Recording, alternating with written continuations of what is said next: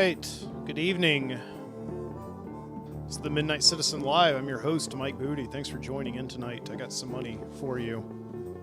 Not really. This is me. I laundered money today in the wash, and I'm just waiting for it to dry out. So that when I go and spend it, they won't suspect me of being like Walter White or somebody.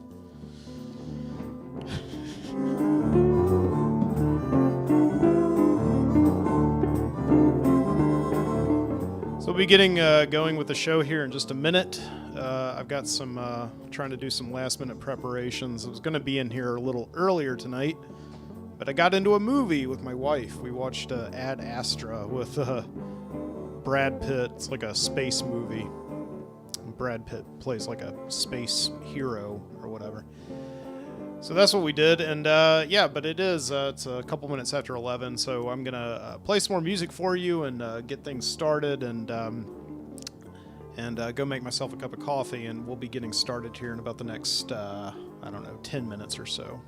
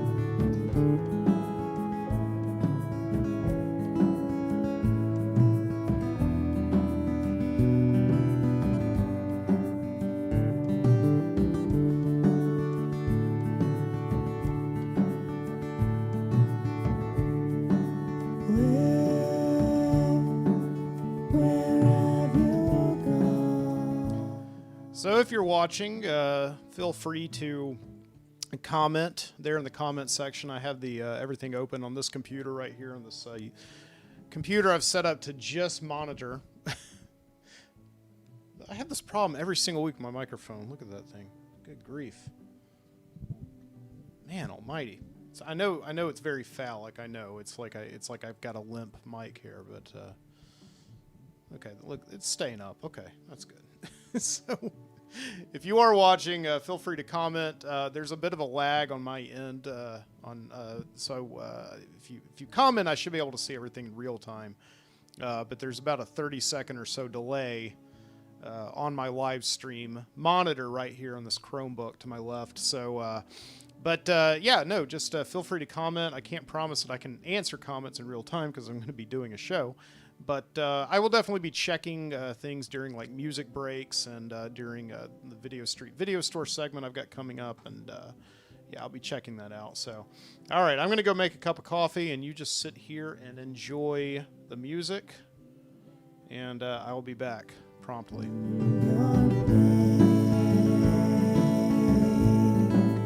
I close my eyes.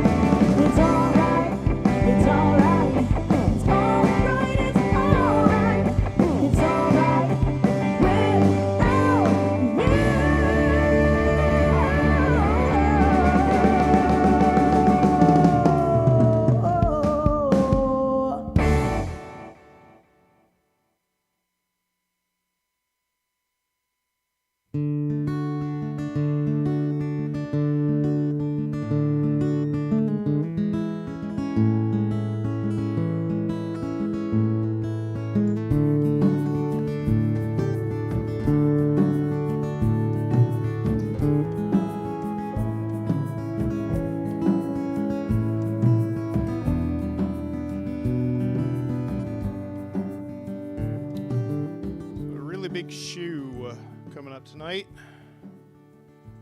Yeah, we got a lot of stuff planned here.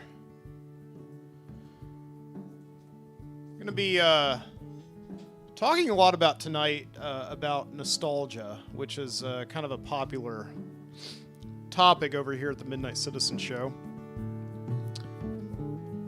That we always have a hard time moving forward because we're so obsessed with looking back. And I feel like there are some serious sociological ramifications for why we do this.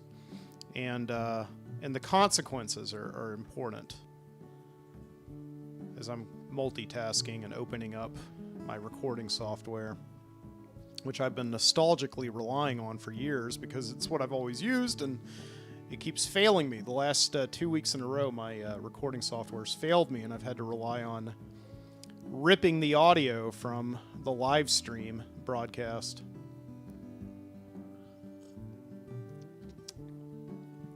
To post as a podcast. So when you've been listening to the podcast here recently, you've been listening to the video audio, not the audio.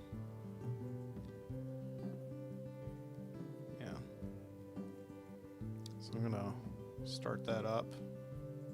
Switch to this so you can see what I'm talking about if you're watching the live stream, which I guess you would have to be in order to hear this.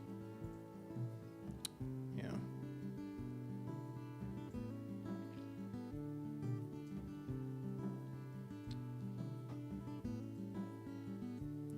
So we'll save it. This is the Midnight Citizen 218 in June 20. Midnight Citizen 218. All right. Go there and we'll record an audio track. We'll begin that.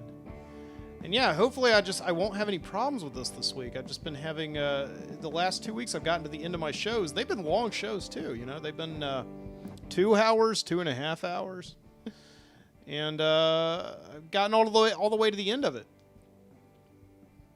And the thing has just crashed. It only recorded like 5 minutes of my show or whatever, and I'm monitoring it throughout the entire, show on this monitor. That is the job of this TV right here, is to show me that I'm recording. And for whatever reason, when I stop it at the end of the recording for the last couple weeks, it's just been deleting. So I have this backup audio that for the live stream that I've been recording. So fortunately, I can use that, but. That's the one thing you need to know in podcasting. If you want to do a podcast right now and, you've been thinking about it, is just always have 2 ways of recording. Never rely on that one. Always have a redundancy. So you put a lot of work into this. You want people to hear it, and you've got to make sure that you're taking every possible precaution to get your voice heard. So...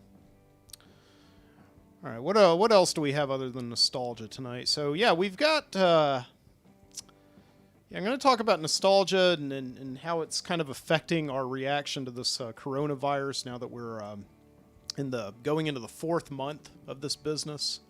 And a lot of us are pretending that it's over because we are so intent and so hellbound and determined to have a summer, which is the most nostalgic of all seasons, in my opinion, that we're just ignoring that this thing is still very real and still very much here. Yeah. I'm going to be talking tonight about how I once got kicked out of Chuck E. Cheese. That should be a lot of fun. And a little bit about my substitute teaching days also. And, I'm going to be also doing a tribute to Joe Bob Briggs in The Last Drive-In. The Last Drive-In just wrapped up its 2nd season last night on Shudder, and it was just so much fun to watch it. And I just definitely have to talk about it a little bit. Play some music, and then we're going to maybe open a cold, refreshing alcoholic beverage and talk about how we're kind of easing out of quarantine, even though it still is kind of supposed to be going on. The quarantine is over. The pandemic's not, which is weird. And then I'm going to be talking about things I've bought off Amazon during this quarantine. This is going to be an exciting show. I will make it exciting, I promise. Anyway. And yeah. And I've also got some short fiction prepared to read also. So yeah. We're going to play through one more song and then we're going to begin. So stick around. Lock them in your sight. The wind is at your back. You're taken to the air. The navigation said there's no turning back from here. Wish for another way to make a better day now. Get out before the walls come tumbling down. Take to the sky. Take back your life.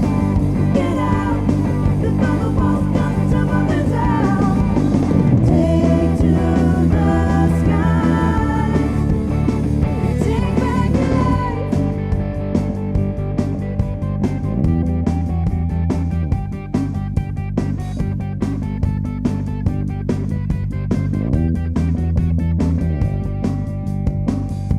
You stoke the engines and you throttled the controls.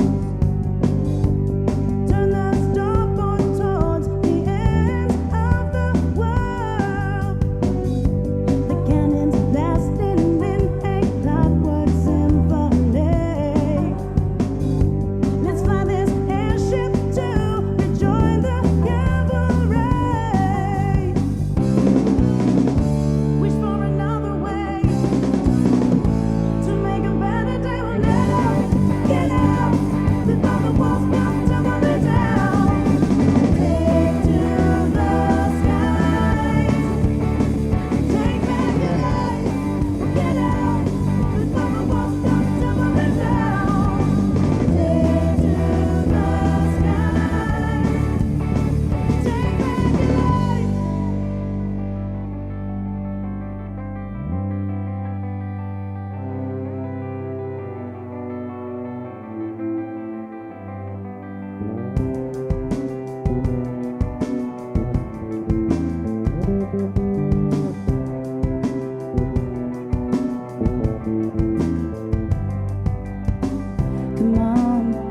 Come on, let's stay the course for higher ground.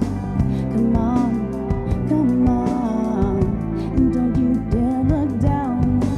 Come on, let's stay the course for higher ground. Come on.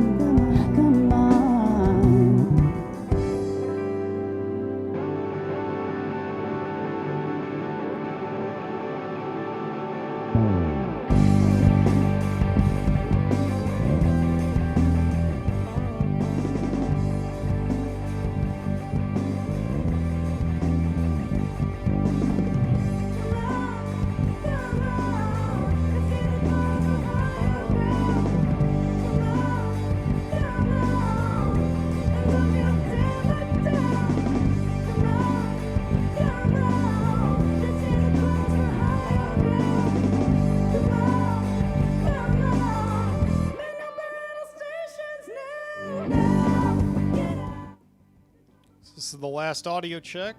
Check 1 2 3 1 2 3 check.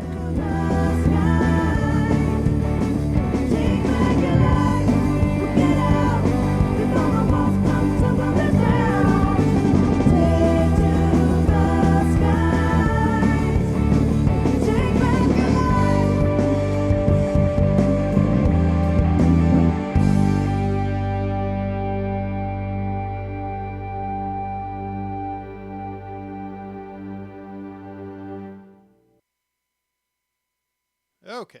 All right. So that's that. Okay. So let's let's get started with the show. Why not? Standing by.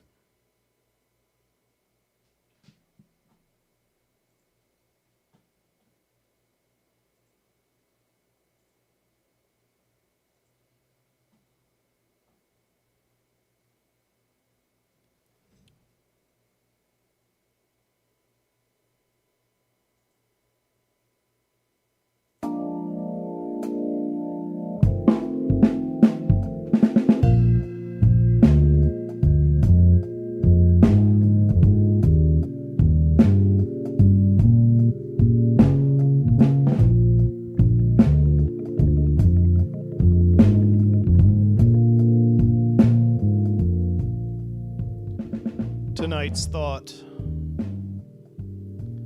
nostalgia will destroy us all.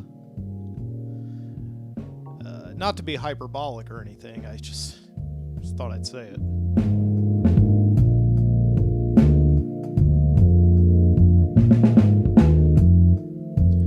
Well, maybe nostalgia won't destroy us, but it's certainly by and large keeping us from being unique and safe and not moving forward. And isn't that what we need as the human race? You know, we're all a bunch of sharks. And a shark needs to move to survive. Or at least that's what, you know, they told me in business school. No, I didn't go to business school. But yeah, what we may have on our hands here is a dead shark. This is like, to quote that movie Annie Hall, you know. You know, we all may just be dead sharks in the water. I don't know.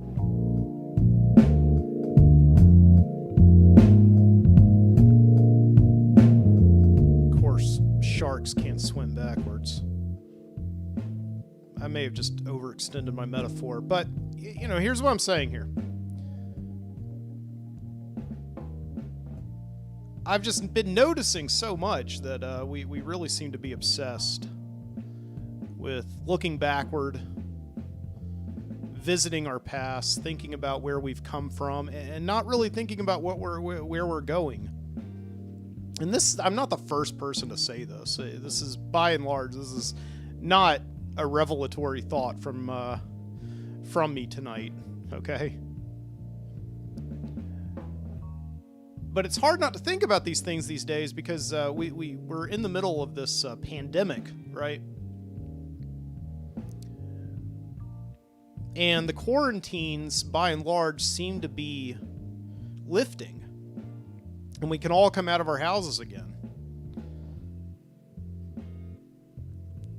But there's no data to suggest that the pandemic is over, you know. And I think over the last few months, people have been using the words quarantine and pandemic interchangeably. Like, of course, if there's a pandemic, there's a quarantine. If there's a quarantine, there's a pandemic. But now the terms seem to be separating, right? And so there's still a pandemic going on, but there's no more quarantine.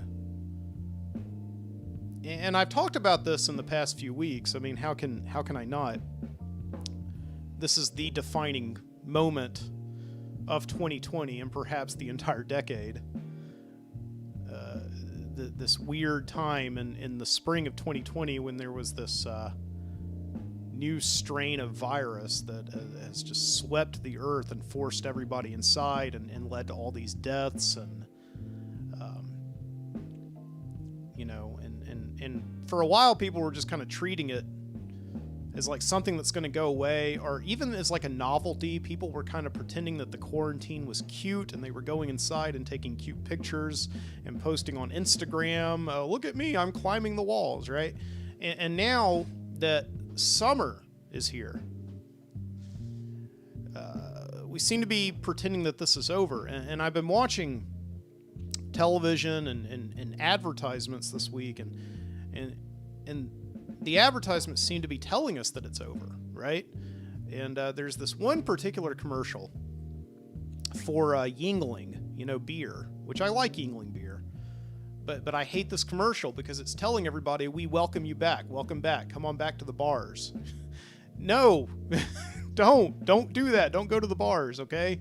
It's still dangerous out there. This is not over. And it's so weird because, you know, pretty much all the TV I watch these days is in the morning when I wake up and I have my coffee and I watch the news, you know.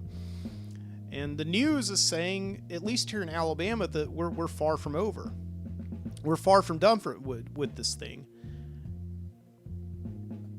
And they're saying, you know, especially here in Alabama, that like if we were our own country, we would be the country with like the 4th highest numbers in the world.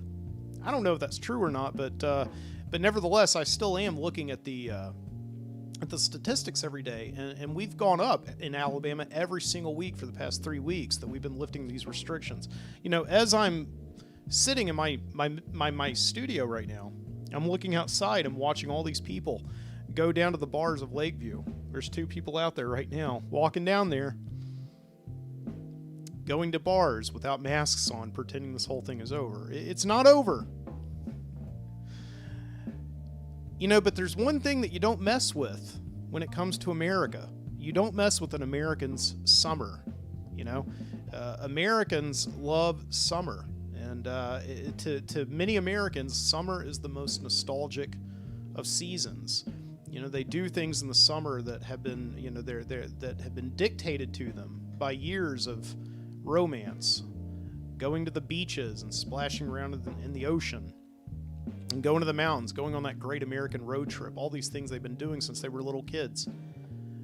And nostalgic, by and large, dictates our summer. You know, we're told that, you know, in the summer, we are supposed to get out and enjoy being alive, enjoy being free and human beings who can go and experience things, right?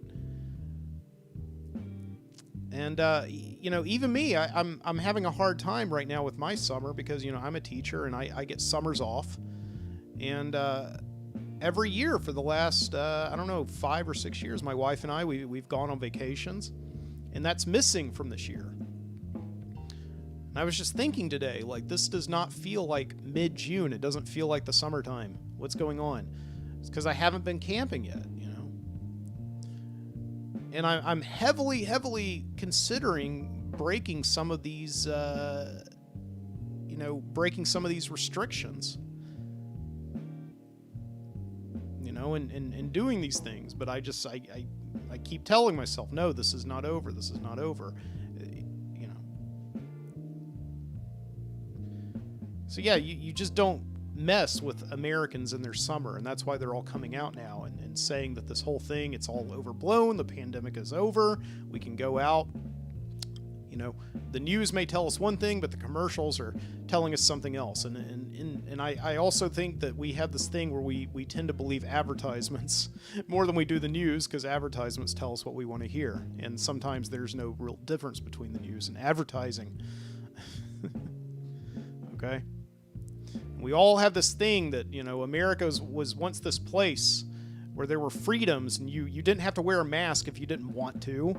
You didn't have to do this. I mean, you know, wearing a mask is infringing on my freedoms, right?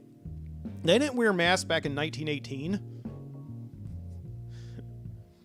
I'm actually looking at pictures right now of them wearing masks in 1918. There were actually people arrested in San Francisco for not wearing masks. It's funny, and you know, 100 years, nothing's changed in San Francisco. They still arrest you for, you know, these things that in every other country or state in the world, you know, were just normal behavior.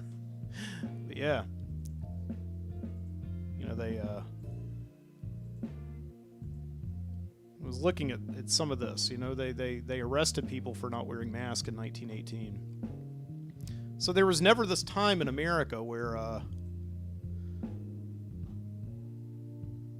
you could just be a jerk during a quarantine and get away with it. Okay? So this nostalgia is sometimes just a completely foolhardy endeavor, I guess is all I'm trying to say. And we need to start thinking about moving forward and stop living in this romanticized past. I just don't think it ever existed.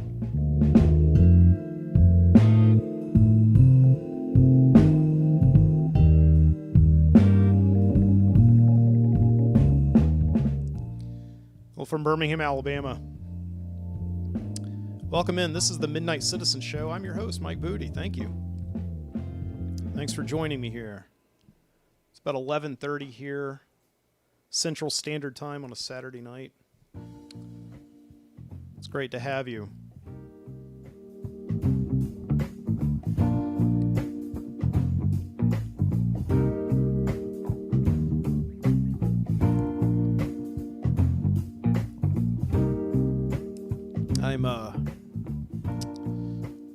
I'm live streaming tonight. I am live. Something I've been doing in the last few weeks of this show during the summertime and really been enjoying. If you're not here, if you're not watching live on YouTube, and you know, you can obviously watch the show later, barring any technical problems on YouTube. I'll put the link in the show notes. And if you are watching live, thank you so much for joining me here. Of course, you don't have to stay all night. It's not going to hurt my feelings. I do have a pretty epic show planned for you tonight. Got some music coming up. Got a trip to the Video Street video store. We're gonna read some tales from Viscaga, Alabama, a little bit later. A series of stories I've been doing the last couple of weeks. Been enjoying that. But if you are watching live, you know, feel free to comment. I can't reply to every comment as it comes, but because I'm doing a show here and it will distract me with my intense ADHD. But I will, you know, look at some stuff during the breaks and get back to you. So yeah. Stick around.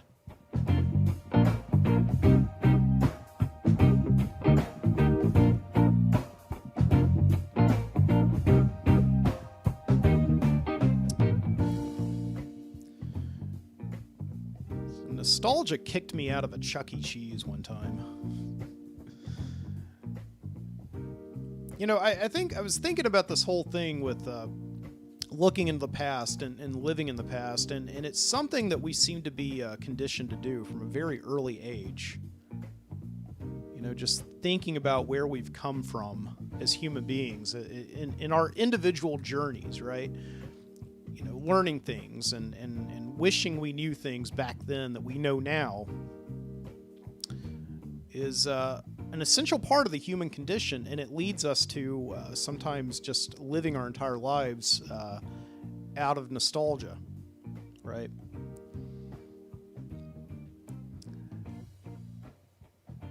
And it's an eerie thing when we kind of return to some place that we once knew so well. We just do so for nostalgia's purposes, and then we realize I've made a big mistake. I'm not welcome here anymore. And, you know, you see this kind of thing as a teacher quite a lot because I teach high school, and I teach seniors every year. And as a high school teacher, you know, we see these seniors go off to high school, or go off to college, rather. And we expect to never see them again. You know, they go to college. That high school is over for them, you know, yet they return. And I would say that this is normal. You know, when I was a college freshman, I, of course, went back to my old high school a couple of times just to see some of the teachers and check in on them, these teachers that have meant so much to me over the past 4 years. And also my mom worked at the high school, so I went back and saw her quite a lot, you know. But eventually, you know, you wean off of that, right? But something that I think a lot of teachers can, you know, understand is there's always that one student, you know, who just keeps coming back long after they should.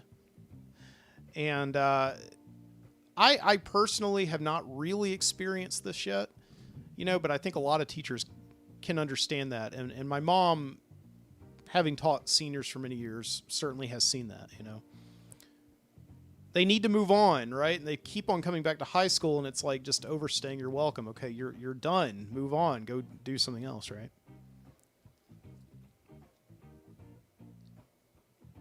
And I remember when I was in a senior in high school myself, okay? And it was the year of thinking like everything is behind me and everything is ahead of me, okay? And we're done. And we'll never be this young again. And I had this particular group of friends that I hung around with quite a lot. And we were in this, we were in this performing poetry group. Even as a teacher now who has to read poetry and get kids excited about it, I know I feel like so geeky saying that. But I was in this troupe that was started by a theater teacher at Thompson High School, called the Poetry Players, and we got together and we went around the state writing and performing poetry, and we would perform other people's poetry, and it was like we would perform Shel Silverstein, and we would go and perform for high school kids and middle school and elementary school kids, and my little sister Melinda was in it too, so we were in it together, and I think we actually auditioned as a team, and I think we got cast based on the cute factor of that, but So we were in this team called the Poetry Players, and I did it, I guess, because I really wanted to get to know this girl that was kind of cute. So anyway, and we became a really close group of folks during that senior year of high school. We would get a lot of Fridays off to go around the state and perform, and we performed at like the Young Authors Conference, and so it was quite a lot of fun. Just this young group of kids who were just performing, and being creative together, And it was a great sense of community, and probably the thing that led me to, go and audition for a sketch comedy group when I was in college, and I met a lot of my friends there who I still know today. So it was probably a pretty good, inciting incident for my life, right? Look at me, I'm being nostalgic. But the Poetry Players, when we had our last show in April, right before I graduated, it was a very sad day because we realized we would probably never see each other again. And so we decided to have this nice blowout party night, and I think we went bowling, and we wanted to talk about where we were going to go eat. And we noticed that we were right next to a Chuck E. Cheese, okay? So Chuck E. Cheese, or if you're far in the future, or if you are completely not in the know, Chuck E. Cheese is this chain of family restaurants. And they have arcade machines, and they have like this rat as like their mascot or whatever. And they were very popular in the 80s and early 90s for having this stage show of mechanical animals called the Rock-afire Explosion. The curtain would open up, and they would play like happy birthday songs and stuff like that if it was your birthday. It was a very popular place to go on your birthday, was to go see the Rock-afire Explosion at Chuck E. Cheese. And I've talked about in the past how when I was a very little kid, and I used to go every year for my birthday, which is something you look forward to all throughout the month of September when my birthday was, I got trapped behind the curtain at a Rock-afire Explosion concert because I wanted to go backstage and meet the band, I guess. And they, it's very creepy because they shut off and it's all dark back there, and they just look at you with those lifeless puppet eyes. And I guess now that's kind of the inspiration for Five Nights at Freddy's, that game. But anyway, so I had a lot of great memories, or at least I guess I thought I did, back when I was 18 years old, going to Chuck E. Cheese, and we were all kind of sharing those same memories. Oh my God, you remember Chuck E. Cheese? We were being like, I'm sure, really annoying 16, 17, and 18-year-old teenagers who thought that they had lived enough life to have nostalgia, and not really realizing, I think, that this is like the best that their life is ever going to get. That's putting it harshly, but it's true. When you're in high school and that's kind of the last of your obligation, and the last time you really have this moment in your life where nobody really expects anything from you other than just be a teenager, So we decided to go to Chuck E. Cheese. And we walked in the door, and it was a really crowded night, and there were all these kids running around, and it was messy and loud, and and I don't know. I think that was past the time of the Rock-afire Explosion, but this waitress comes up to us immediately and says, "You guys got to get out." And she didn't even want to hear our explanation for it. We're like, "What are you talking about? We'd like to eat. We'd like a table for 6. She comes over and says, "No, boy, nuh-uh. We're like, "Why not?" It's like, "Because you guys don't have kids with you." We're like, "What are you talking about? We have to have kids to eat here?" And they're like, "Yeah, this is a family restaurant. We don't allow people in here without kids." And there was a police officer in there also who was like looking at us suspiciously. And I guess I figured that they probably had this problem a lot with people walking in there, like teenagers wanting to just eat, like, ironically. Look at us, we're eating in a kid's restaurant, we're playing the goofy games, we're diving in the, pit full of balls. I don't know. I guess they had that problem a lot, and they don't allow people to eat in there who don't have children, which I guess also keeps out, potential, I don't know, perverts and things like that. I'm sure they have a problem with that as well. But But it seemed like there was a major security risk in Chuck E. Cheese all of a sudden. And it was the first time I think I ever realized. When I was 18 years old, about a month before I was going to graduate high school, I was there with the poetry players at Chuck E. Cheese. That's why you can't go home again. You're not welcome there. There are certain places you age out of, and you just have to deal with it and move on and let the memories be the memories.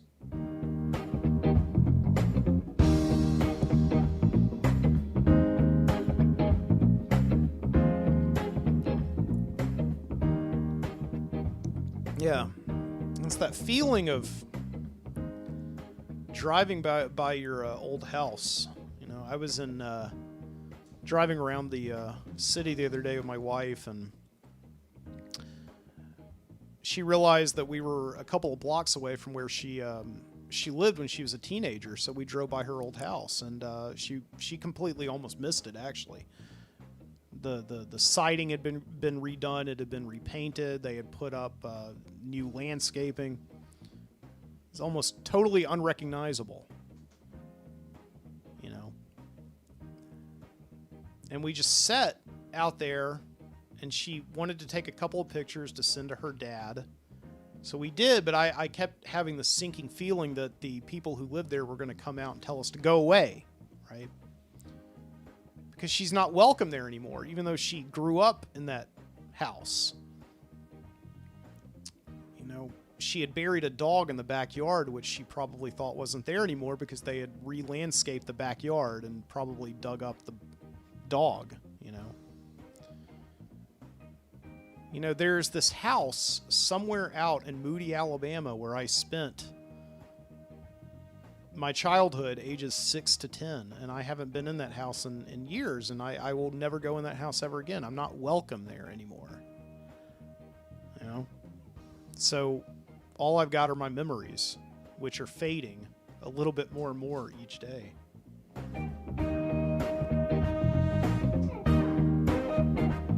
This is really happy music for this topic. You know, when I was out of college for a couple of years, I began to substitute teach high school because I needed to make a little bit of extra money, and I didn't have a criminal background, so I could go and substitute teach, and you got like $60 a day to do it. You know, and you do that 5 days a week, you're kind of making a living at that point. So I started substitute teaching. And it's what eventually led to me, you know, getting a master's degree so that I could teach, which is what I do today. But I used to substitute teach in Shelby County where I graduated, and I would go to some of my old schools quite a lot, you know. Oak Mountain Elementary School, middle school, high school. I would go these places. Pelham High School. And I would walk these halls that I had walked for, 4 years and just go around and see some of my old teachers. And I remember seeing my old physical science teacher, Mr. Cotter. Yeah, that's right. We all called him, of course, Mr. Cotter. And I wonder how many other people out there had a teacher named Mr. Cotter, but it was totally weird because, when I went back, he had shaved off his head, and I don't know if he'd become a swimmer or something like that, but he had a shaved head, completely looked different. I missed him, kind of like my wife missing her teenage house. I was going by all the teachers' rooms, and I saw the name Mr. Cotter on the door. That's the only way that I knew that was Mr. Cotter. That was him. That was my physical science teacher in the 10th grade, And I went up and taught to him because he was a really great teacher, and even though I did terrible in his class, he was a genuinely good guy. One of those teachers that inspires you while you don't have any idea what he's talking about, He used to take these little dollar bills, and he used to make little shirts out of them. And one day I had to go and see him after school about something, and I just found him sitting alone in his classroom after the bell rang. He could go home, but no, he's just sitting there alone practicing his little dollar bill T-shirts. So yeah, I'm subbing at Pelham High School one day, and I go up and see Mr. Cotter, and it takes him a minute to remember me because it had been about 6 or 7 years since he had me as a student. And I tell him what I'm doing. He asked me what I'm up to. I said I graduated college. You know, I'm graduated. I'm out there. And he's like, so what are you doing subbing? And I said, well, I'm just making some extra money. And he's like, well, why don't you get a career? You're out of college. You did it. You made it. Why don't you get a career? And he made me realize that, you know, I think the reason I'm subbing is not so that I can make some extra money. Honestly. You know, I was waking up every morning at 5:30 to drive to schools that were 20 or 30 miles away. I lived in downtown Birmingham at the time. You know, why didn't I sub at schools in Birmingham? Why did I have to drive all the way out to the suburbs to do it? And I think he made me realize I was doing it purely for nostalgia. I wanted to return to this place of my youth, not as a follower, but as a leader. You know, and I subbed a little bit after that, but then I gave it up because it just was too much. And it was kind of one of those moments where I just realized, I think I'm letting nostalgia rule my life a little bit too much right now. I think that's what's happening.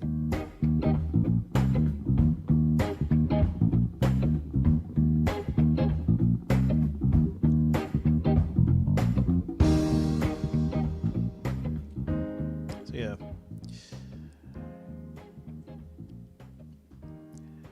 So looking at some of these things from the 2018 or the 1918 pandemic, just trying to find some parallels. There's this article in the Washington Post about how people wore masks in 1918 during the flu pandemic, but they were like totally useless. Here's a picture here of a couple of like a train conductor wearing a mask, like telling people that they can't get on the train because like one of them's not wearing a mask or whatever. So yeah, I'm looking at some of this. Apparently people in, there was like this crime epidemic during this pandemic in 1918 because people were like taking the opportunity. And I was wondering, I'm surprised this hasn't happened yet. People were using like these masks to blend in with the crowd, and then they would go in and like rob banks and things like that.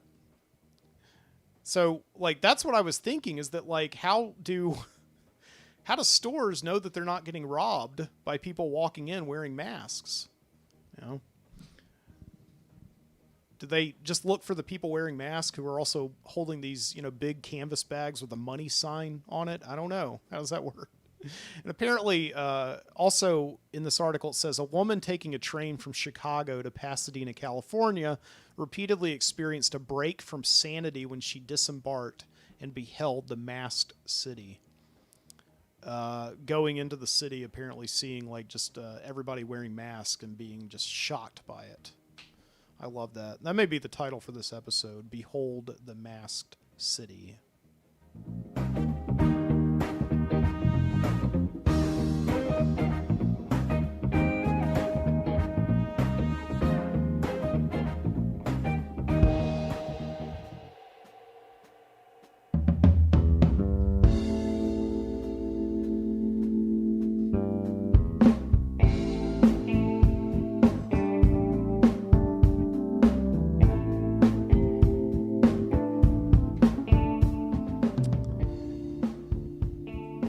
So yeah, it's a nice evening though here in Birmingham. Cool outside actually. Been having just cool days. Like it hasn't been that normal wet, humid weather that you get this time of year in Alabama. And I don't know if that's due to the pandemic or whatever. I know there was a lot of talk of there's less people on the road, so there's not as much pollution, and that could be affecting the overall patterns of the earth. I don't know. All I know is that it's been feeling amazing out here lately, here in Alabama. So, yeah, but good to have you here tonight.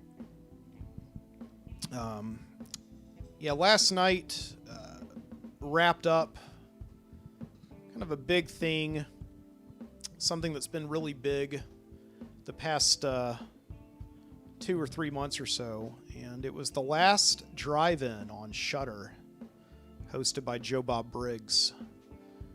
talked about Joe Bob Briggs plenty in the past. He's probably, aside from Gene Shepard, he's probably the number one influence on my podcast, on the Midnight Citizen show. Unlike Gene Shepard, Joe Bob Briggs has never been a radio personality. He's never been that guy coming to you in the night over the airwaves talking about things. Joe Bob Briggs was always on television, and was a writer, just like Gene Shepard was a writer. But Joe Bob Briggs began in the early 80s as the pseudonym of John Bloom, an investigative reporter from Dallas, Texas. And John Bloom created the Joe Bob Briggs persona to review drive-in movies because he thought that drive-in movies were a very important part of American culture. A place where people gathered to watch movies that they enjoyed, but the critics didn't necessarily enjoy. As a matter of fact, the critics snubbed them. But he sees a certain culture around B movies, about drive-in movies, whatever you want to call them, Z-grade flicks. He sees an important culture around them, and we definitely have that today. There's certainly a gigantic community that is built around watching these types of drive-in movies, and Joe Bob Briggs has become the patron saint of that these past few years because after many years of just being in total obscurity and by his own admission being broke, Joe Bob Briggs was asked by Shudder, which is owned by AMC, American Movie Classics, to host this show called The Last Drive-In, which is essentially a reiteration of his drive-in theater on the Movie Channel in the 80s and 90s, and then, of course, TNT Monster Vision in the 90s. He would come on and host movies, usually a double feature.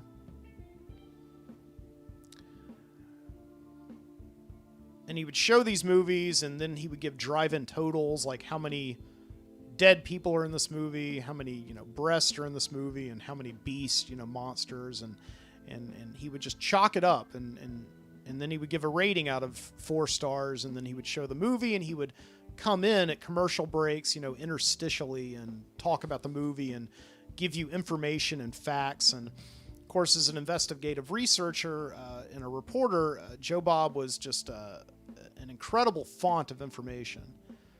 He interviewed countless amounts of writers, directors, actors, and actresses, makeup effects artists over the course of his career. And all I can say is that Joe Bob Briggs, when he goes, a lot of this history will be lost. And when John Bloom created this character back in the 80s, he realized that nobody else was really doing this. There were a couple of people out there on the fringes collecting information about drive-in movies. But for the most part, nobody really cared because drive-in movies are not like indoor movies, or not like multiplex movies, or what he would call indoor bull stuff movies.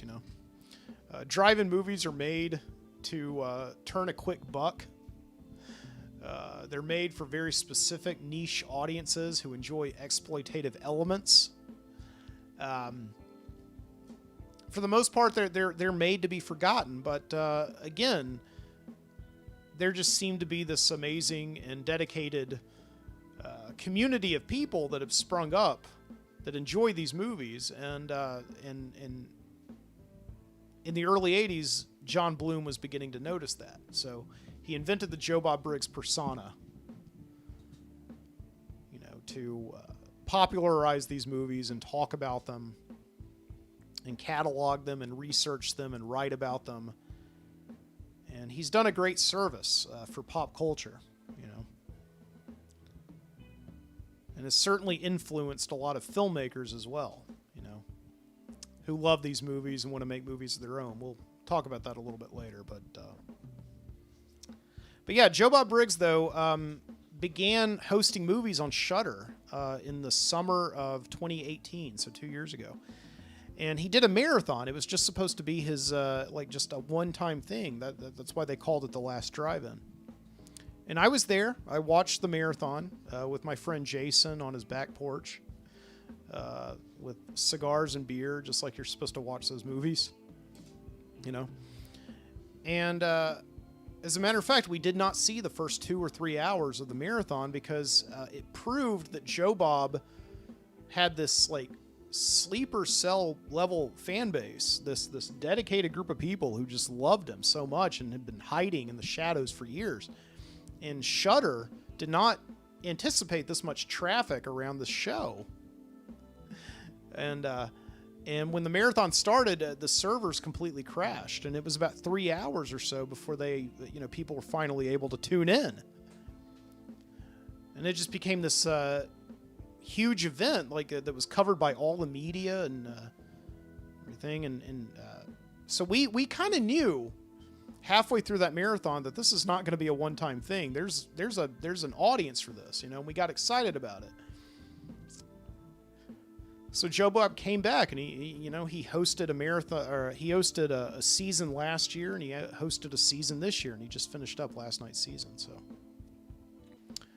it's been a great time to be a Joe Bob fan and a fan of drive-in movies, like I am, And I don't always like the stuff that he shows, and as a matter of fact, a lot of people don't like some of the stuff that he shows. There's this Twitter community, which I kind of stay away from Twitter a lot of the times, but I am interested sometimes in what they have to say about the movies he shows. And I think a lot of people who love Joe Bob remember growing up with him, like I remember growing up with him,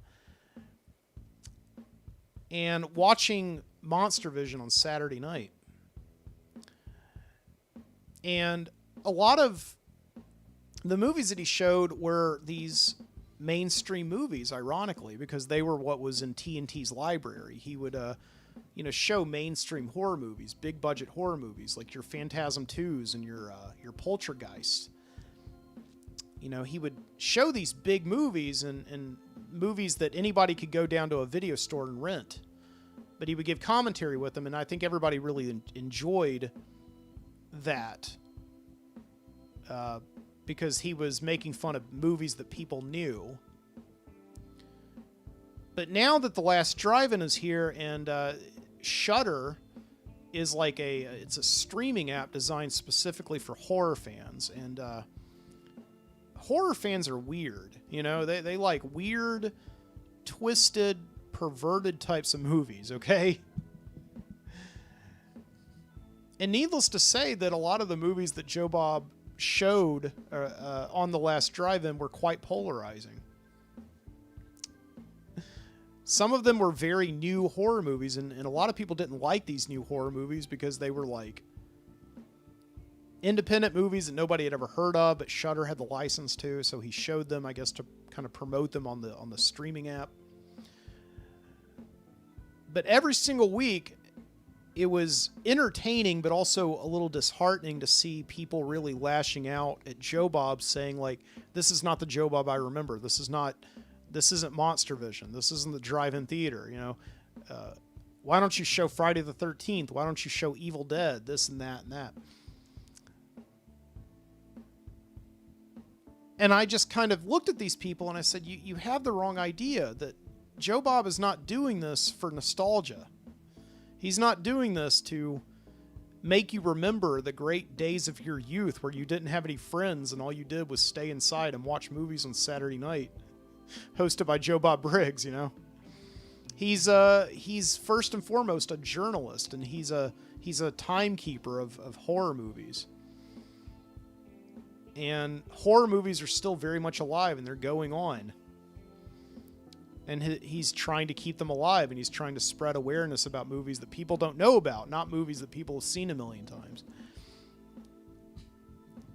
So there was always this bit of tension every week with Joe Bob, because you really didn't know what he was going to show. He never announced the movies before the actual show started on Friday night. People would tune in, and immediately, people would be really excited about Joe Bob, and then his show would start, and immediately, people started coming out of the woodwork to say how much they hated it without even appreciating it, See, I've been waiting for Joe Bob to come back for 20 years, and I'm happy with whatever he can give me. I'm happy with it. Okay, so Joe Bob is saluted, and we appreciate him so much.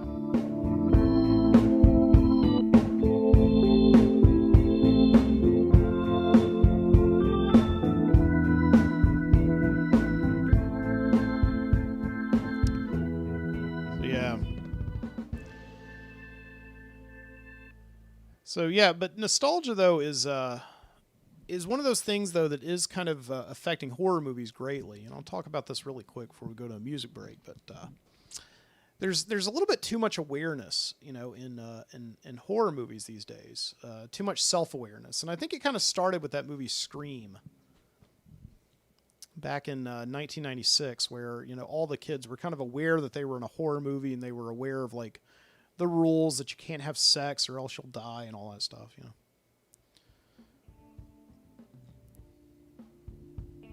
And so Joe Bob showed some new movies, you know, on the last drive-in, and a lot of these movies were, you know, made by people who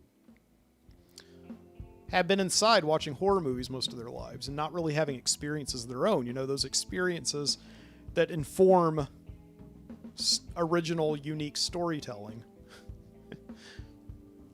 You know, and there's a thing like this, like we all grew up, people my age, I think, all grew up going to video stores, and we all grew up surrounded by mountains of media, and that media has greatly informed us, and now people are making movies, and it's very easy to make movies now. You don't have to raise thousands of dollars anymore for a film camera. You know, you could just take your iPhone and film a movie and just throw in all these references to the horror movies that you love, and you know that your audience is going to love those references because they grew up watching the same stuff. And I've seen a lot of horror movies lately, and some of them on the last drive-in, where the people in them don't really have original ideas. They just are kind of relying on the things that they loved when they were growing up, and we need to get away from that.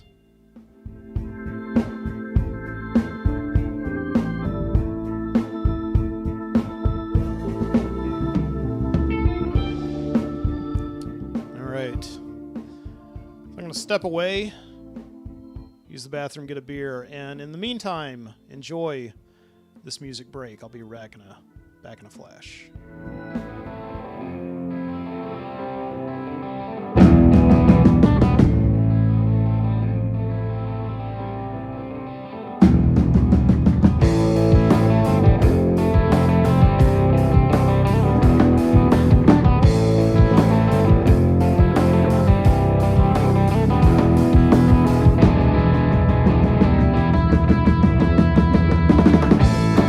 Always felt a little different.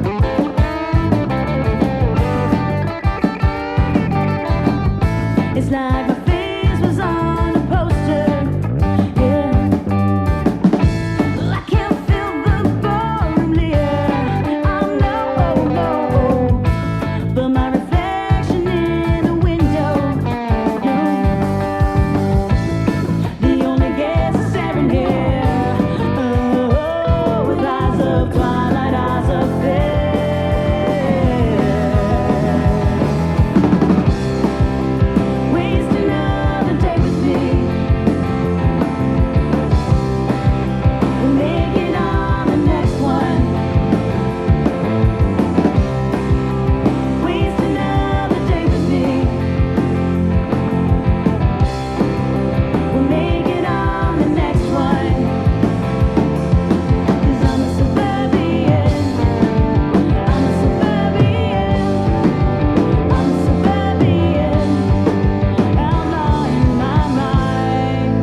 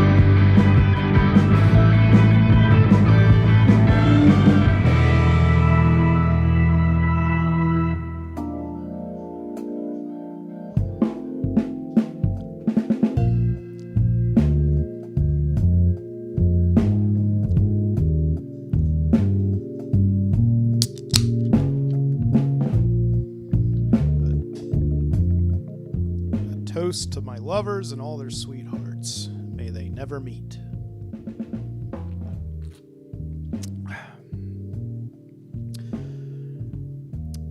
With a Coors Light here. What do you call these, like, tall cans? Are these just called tall boys? Is that right? Yeah, tall boys. Brewed with 100% Rocky Mountain water since 1873. I hope they filter that water first. I don't care what kind of water you brew it with, just make sure it's filtered, please. So, oh man, welcome back to the Midnight Citizen Show.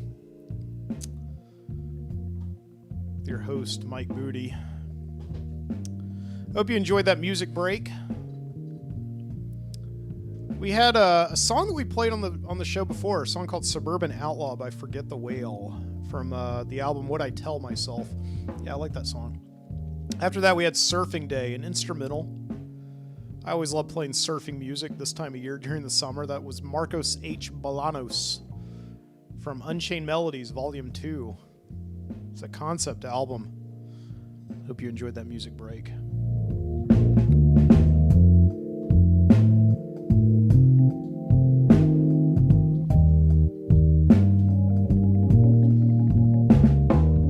Sad news to report that the actor Ian Holm has passed away. Ian Holm is 88 years old and probably one of the most important, British actor in American movies. One of the most important, I would say, he's up there probably with like Ian McKellen and the guy who played Picard. Patrick Stewart, Anthony Hopkins, just one of these big foreign import actors. Of course, he was Bilbo Baggins in Lord of the Rings. And the part that I know him for, that I think everybody loves him for, Ash in Alien. Obviously, very, very important actor. Ian Holm, dead at 88. Oh man, should I make the tasteless joke? I don't know. Was he cremated? Because there's footage of it. You just watch the movie Alien, you could see Yaphet Kotto frying his flesh off with a flamethrower. Because he's a robot in that movie. I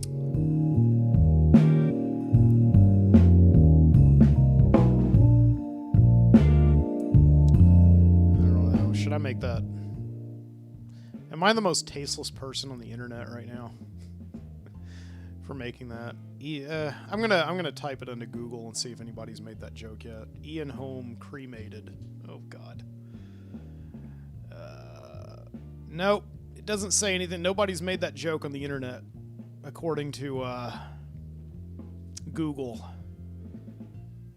I am the most tasteless person on the internet for suggesting that Ian Holm was cremated much in the same way he was in the movie Alien.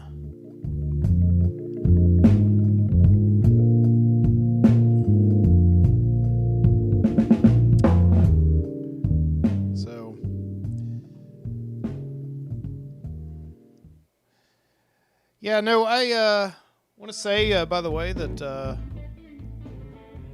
I have been working very hard to bring you a new website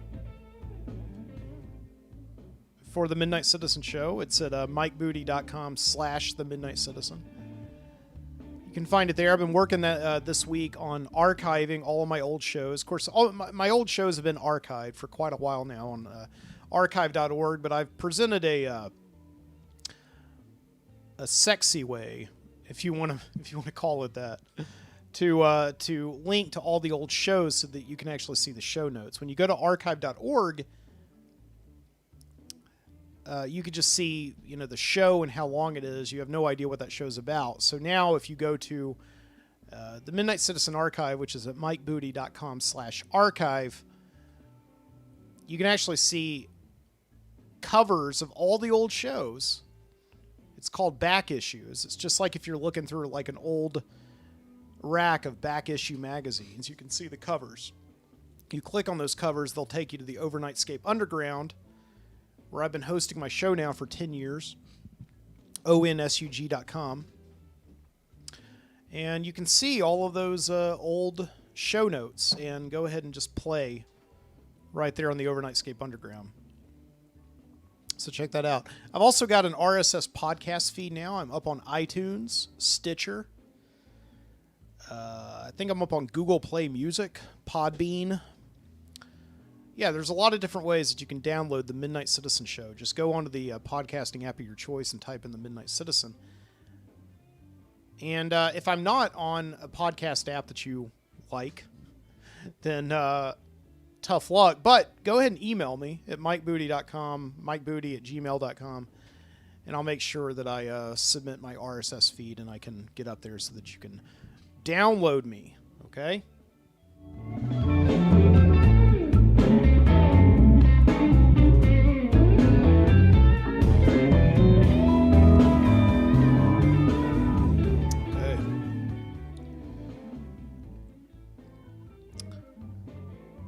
Yeah, this idea, I think the thing that I loved about Joe Bob Briggs is being able to think about just watching television late at night. And it's something that on demand is really taken away from us, you know, just the idea of channel surfing. And you never know what you're going to land on. And that's why I enjoy Sling. I like Sling, you know, it gives you a bunch of TV stations. You can still flip and watch live TV, and just that idea of hunting for something. You never know what you're going to land on, you know. And I like that a lot. And it's something that I really do. I guess I romanticize it quite a bit. But when I think about being in high school, that's what I did a lot of, was I just stayed at home and I channel surfed quite a bit. And when you couldn't find anything to watch, you would just land on the preview channel, which would just like kind of have this endless, monotonous scroll of what was on television. You just had it on just so that you could have the TV on and you wouldn't have to face the fact that you were alone. Lonely teenager. And they would play trailers for like movies, and you know, at night they would play like trailers for like adult films that were playing on like the scrambled channels, you know, and things like that. So, you know.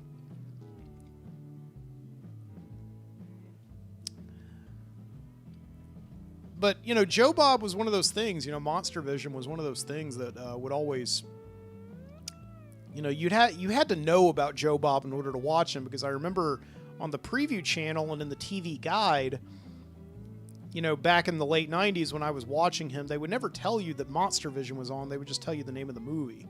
So you never knew that he was hosting the movie unless you were like on that channel, you know. But yeah, it was quite a fun thing to just stay up, though, in the late 90s and just watch television. You never knew what was going to come on, you know. A lot of times there would just be these really cheap movies that were just in the library of the TV station. And there are a couple of there's still a couple of ways that you can kind of have this effect of landing on strange movies while you're channel surfing. One of them is Svengoolie, and Svengoolie is on MeTV here in Birmingham, Alabama. He broadcast out of Chicago. And, you know, he's this late-night horror host, a lot like Joe Bob Briggs, only he has an act, you know, he dresses up like kind of a count, like a Dracula or a ghoul or whatever.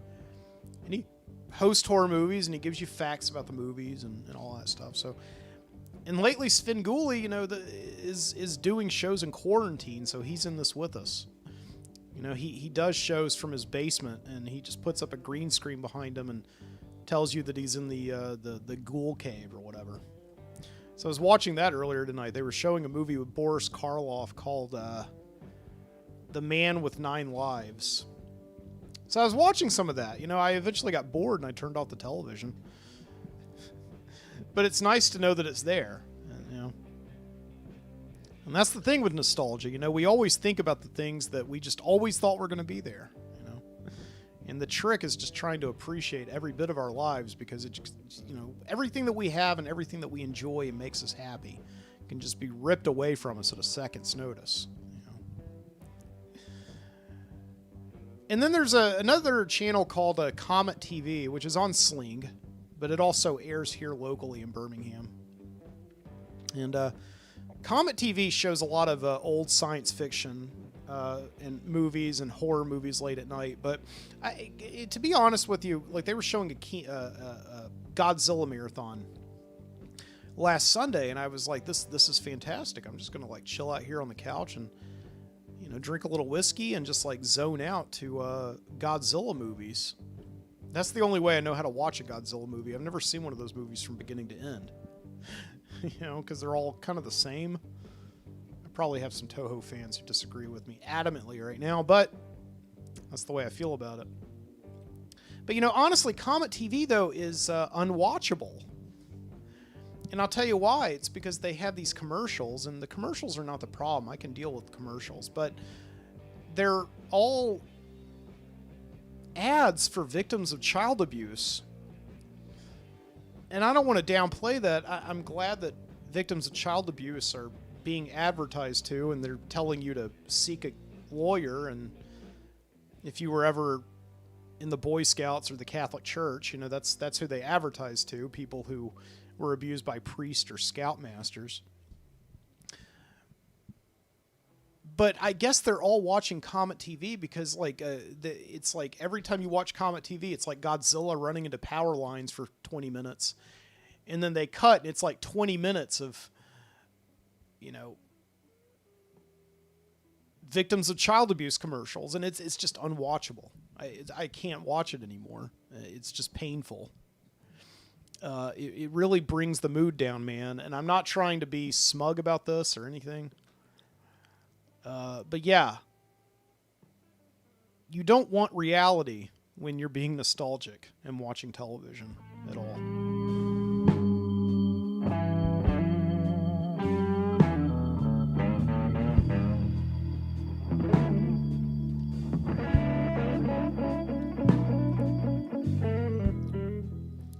Yeah, so as you know, I've been following the past few weeks this whole thing with movie theaters and when they're going to reopen. And, you know, of course, my big monologue a couple of weeks ago was talking about,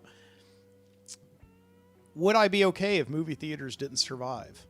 You know, because there's a lot of talk that movie theaters are really, this could be the year that determines whether or not they get to survive and stay open. And if there's still a demand to leave your house and go see a movie in a theater.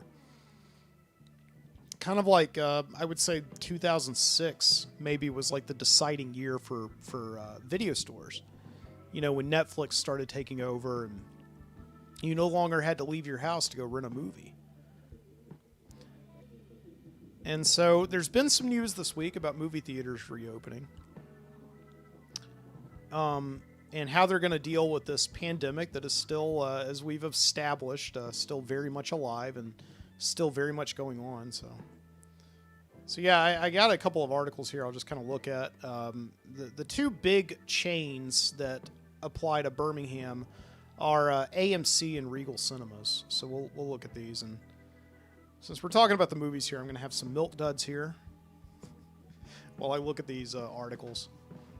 I have some milk duds here. All right. I always like milk duds when I go to movies. So AMC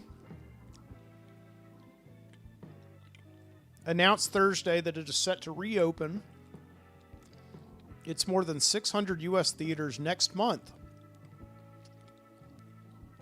The company said it will begin a multi-phase reopening on July 15th, adding that it expects to be nearly fully operational by the July 24th premiere of Disney's Mulan. They will not, apparently, be requiring their patrons to wear masks. Their staff will wear masks, but their patrons will not. They'll be opening the theaters to 30% capacity. It's really hard to eat milk duds and talk. I should have known that. Well, usually when I'm eating Milk Duds, I'm sitting in a movie theater watching a movie. I'm not talking like some of you guys. Rude, All right. So they're going to clean every theater between showtime, which is good. They should do that anyway. They're going to disinfect seating areas nightly using electrostatic sprayers. I think they should just do that between shows. Temporarily reducing menu selections at its concession stands. I'm not really sure what that's going to do. Upgrading its ventilation systems in its theaters. Okay, that's good, but the whole thing about this is this virus is airborne, so I again don't understand how that's really going to help. Requiring every AMC employee to wear a mask while in the theater. Okay, that's good. So AMC is opening back up. It seems like they're taking this seriously, but again, I just don't know if I want to go and sit in a theater with people for 2.5 hours with heavy ventilation and not wearing a mask. So Regal Cinemas came under fire this week for saying that they're going to reopen and they're not going to require anybody to wear a mask. And they quickly reversed that decision. Looks like I'm having trouble with the website here. But I read the article earlier, and yeah, they reversed the decision. Now they're going to require you to wear a mask if you're in a Regal theater. So they came under a lot of fire for that. So good, all right? Still don't know if I'm going to go to the movie theater. The other day I was beginning to ease out of quarantine a little bit, even though I shouldn't have. I got cabin fever, I got stir crazy, and I went out into the world, and I was starting to feel just this heaviness on my head because I realized that I hadn't gotten a haircut in 6 months. I hadn't gotten a haircut since like the second day of January of this year, right before I went back to school. So I just said, I cannot do this anymore. So I booked a haircut at a place I'd never gone before who looked like they were taking safety measures kind of seriously. And I went in there, and it's kind of like this hipster barbershop a little bit. I hate to call it anything but, but it was a little bit hipstery. There's this whole hipster culture right now around man styling and all that, But it was a nice barbershop. This guy cut my hair, and we talked the whole time about all this. And, I went and got my hair cut the other day, and it was nice. And I thought after I got my hair cut, there would be nothing nicer right now than just to go to a movie. It's a nice, Wednesday afternoon. Just go out into the world and just go sit in a dark room for a couple of hours and watch a movie. And of course, none of the theaters were open yet, but I thought, even if they were, is that really something I would want to do? I just spent $20 on a haircut. Do I really want to go out and spend $20 on a movie ticket? When I could just walk around the park or go home and put in a movie in my Blu-ray, or I don't know. So yeah, I got up and I went up to the Summit Shopping Center here in Birmingham, and I went to see my friend Jason, who works at a clothing store, and they're still doing appointment only. You can't walk in there without an appointment. I guess if they don't have appointments, you can still walk in there. There just can't be any other customers in the store, And Jason was having to wear a mask, and I had to put my mask on. And I just browsed around the store, and it was kind of nice just to have this thing. I never really go clothes shopping that much, but it was nice to be out in the world buying something physically, from a brick and mortar store.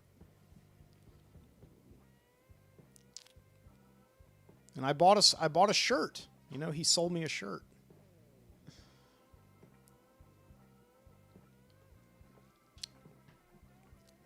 It was nice. It's nice because over the past few months, all I've done is I've bought stuff off of Amazon. That's where I've gotten all of my stuff, and I've got a collection here of things that I've bought from Amazon. This is an exciting show, let me tell you. Things from Amazon here. Okay, so what do I have? Okay, this is the first thing. So for Christmas, my wife got me this. Yeah, she got me this shaving kit, all right? And this is one of those, I've been shaving for years, always with shaving cream, But shaving soap is starting to come back in a big way. You know, and shaving soap is just this kind of thing that you get. It's like, you know, just you take this brush, you know, she got me a brush with it. You know, you wet it a little bit and then you just kind of like, I don't know, lather it up and then you put it on your face, and it's this remarkably wonderful experience, and it's made me look forward to shaving. I used to shave like 2 or 3 times a week, and now I shave almost every day because I just love the experience of, you know, it's very therapeutic to just kind of run your hands around in the shaving soap and get it up to a lather and put it on your face. And so she got me this, and these are custom made brushes and a razor handle that she got me for Christmas. And she got me this this company. They package everything in a Perdomo box and a cigar box. It's called Soap Alchemy Boutique. The initial thing she got me, the shaving soap she got me, was called Tobacco and Leather. So yeah, I love tobacco and I love leather. So back in March, I wanted to get a couple of different, some new varieties of shaving soap just to sort of have this. And so that's what I did. Off of Amazon, I got something from, I got a collection of sample soaps from the Chiseled Face Shaving Company. And I believe they're based in Seattle, Washington. So they shipped me just a whole bunch of, I think like 12 different little samples, little 2-ounce samples of shaving soap. And I've been just going back and forth using them. So I've got like here cedar and spice. What else? Sherlock, which smells like, I don't know, I guess that smells like Sherlock Holmes's office. I guess. What else we got? We got Ghost Town Barber. I've actually almost used up all the Ghost Town Barber. Because, I mean, it just smells amazing. You know, they should really invent a microphone that can allow you to transmit scents. Pine tar. I haven't used much of this at all. Just not a sexy sounding name, but pine tar. Which smells like... Yeah, I mean, I guess that smells like bark. I don't know. Like of a pine tree. What else we got here? We got Bay Rum. It's a nice tropical summer shaving soap. I haven't used any of that at all yet, actually. Let's set that aside for a second. We got... Oh, this is my favorite. Not really. My wife hates this one. Midnight Stag. This smells like... If you were basically the real life version of Leisure Suit Larry, this is what you would put on some Midnight Stag. Yeah, put on your Parisian night suit and hit the town. Midnight Stag. What else we got? Santa Paula, which I don't know anything about this one. I haven't used this one at all. You know, I definitely judge these shaving soaps by their names. Usually they have a good scent to them, but, you know, shaving soap and you know, any kind of thing that carries a scent with it is definitely power of suggestion. You know, you can get a good candle from Walmart, but they don't name their candles very well. Yankee Candle names their candles well, so that's why you were willing to spend like $10 more. All right, this smells pretty good. Santa Paula. It smells like the Santa Ana winds blowing off of the Pacific Ocean. Trade winds. That smells like trade winds. Okay. What else? 2 more here. We got Summer Storm, which I've used up almost all of Summer Storm. Yeah, because that smells. It just smells kind of like, you know, the ocean. Kind of like low pressure air. I don't know. And Cryogen, which smells like... Can't open it now. It's stuck. Cryogen. I haven't used any of this. Yeah, that smells like the T-1000 from the Terminator 2. When he gets frozen in liquid nitrogen. Okay, so there's I could write description. I could write ad copy for Chiseled Face. I'll tag them in the show notes and see if they take notice of my wonderful descriptions. So yeah, I'll put on some of this. I got a little bit of I got some water here, so I'll do like a little bit of a sample shave for any of those of you who are watching live or watching the video. And I mean, it's just a very relaxing experience if you've never shaved with shaving soap before. So you get like a little bit of water, just kind of wet your brush, just the tip. Okay. And then you just kind of like take it, you put it in this shaving bowl. If you got a coffee mug will do. And, you just kind of run it around a little bit, lather it up, maybe get a little bit more water there. There you go. Shake it off. You don't want too much water because then it'll start to make it super liquidy and it'll just drip when you put it on your face, But yeah, it's nice. It's like a lather rather than a foam like you get with shaving cream. And shaving cream is just, it's super quick. You just put it in your hand and, you just put it on your face and it causes burn. I have not gotten any kind of razor burn at all with this shaving soap. So yeah, I was telling my dad about this, that my wife got me this shaving brush and shaving soap, and it's kind of changed my life in some ways, honestly. And my dad came out and he actually gave me my great uncle's shaving brush and coffee mug. This shaving brush that had apparently been in my family for about 4 generations.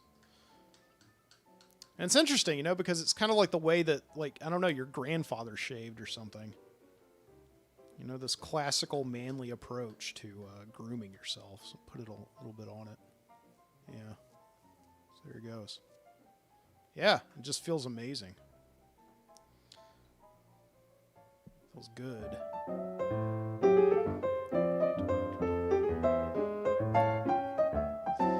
Alright. Put that back in. Put that back in there and clean that off later. So yeah, so I got those Chiseled Face soaps from the Chiseled Face Shaving Company in Seattle, Washington. I think that's where they are.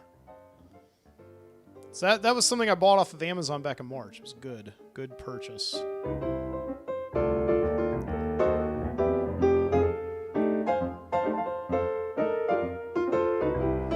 I don't have a towel, so I guess I'm going to do the rest of the show with shaving soap on my face.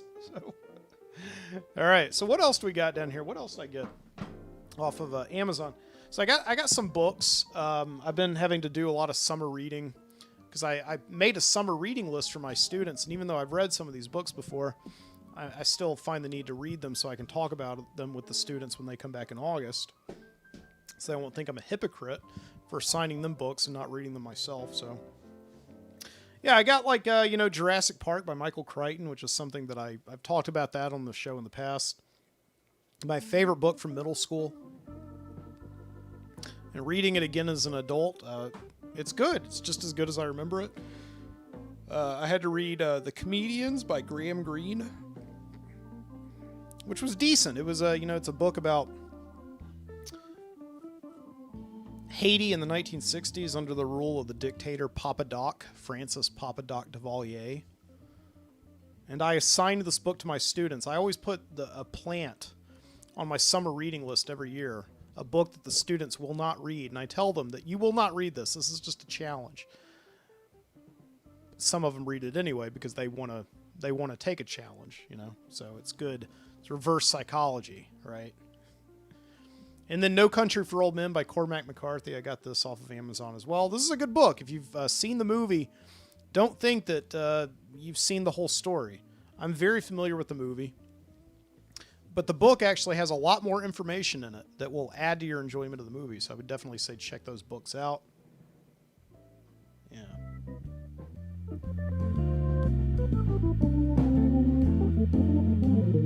Yeah. What else? Okay, so something else I got. Ordered these field notes. There's a company. Where is this company based? Just says made in the USA. But it is this American company, and they make these little notebooks called field notes, which are designed to just, you go out and you take notes that will help you in your life. And I've certainly found like writing is a much better way for me to commit things to memory. Every month I actually do my accounting, handwritten. I write out how much I owe and how much I'm owed in a book,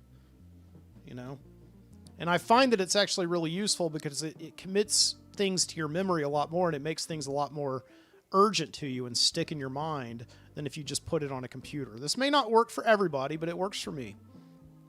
And so I am definitely a fan of writing things down. And I like this company, this Field Note company, because they make these really nice, just short books. They're 48 pages of just blank paper. And they're designed really well. I got this National Parks series. So we have here the Rocky Mountain National Park with like a buck on it. We have buffalo on this Yellowstone National Park book, and then I have a Smoky Mountains book, which I'm currently using. And I use the Smoky Mountains book to just write down show notes, things that come to me during the week, and it's just it's a really handy tool, and I like these field notes quite a lot. So yeah, I got those off of Amazon too. It took them like 3 weeks to get to me too, though. I mean, I ordered these, and it took them 3 weeks to get to me because I ordered them in the height of the quarantine when Amazon was only really putting priority on very essential items. And so I guess this was not that essential, these field notes, but, I just wanted to get them, so. And yeah, and then I got some nice gift cards, some Amazon gift cards from students at the end of the year. So I took those gift cards and compiled them. And I got something that I've been wanting for quite a long time. I got a cigar humidor. Something you put your cigars in, and it seals the air, and it keeps the cigars, at a nice humidity. Am I saying that right? Is that what a humidor does? I don't know. I just know that I enjoy cigars, and you're supposed to keep them in a humidor. Okay, let's see what this thing is. Because I got it, I thought you just put the cigars in it, but no, it turns out there's like a whole process that you have to prepare. You have to do before you prepare your humidor for cigars. So let's see what we got here. I don't even know what brand I ordered, anything like that. Put in my Amazon password. Yeah, I got this. It's called a Prestige Import Group Chalet Sherry Cigar Humidor. Holds 25 to 50 cigars, which is good. Right now I've got about 20 or so cigars in there. Completely lined with the finest genuine Spanish cedar.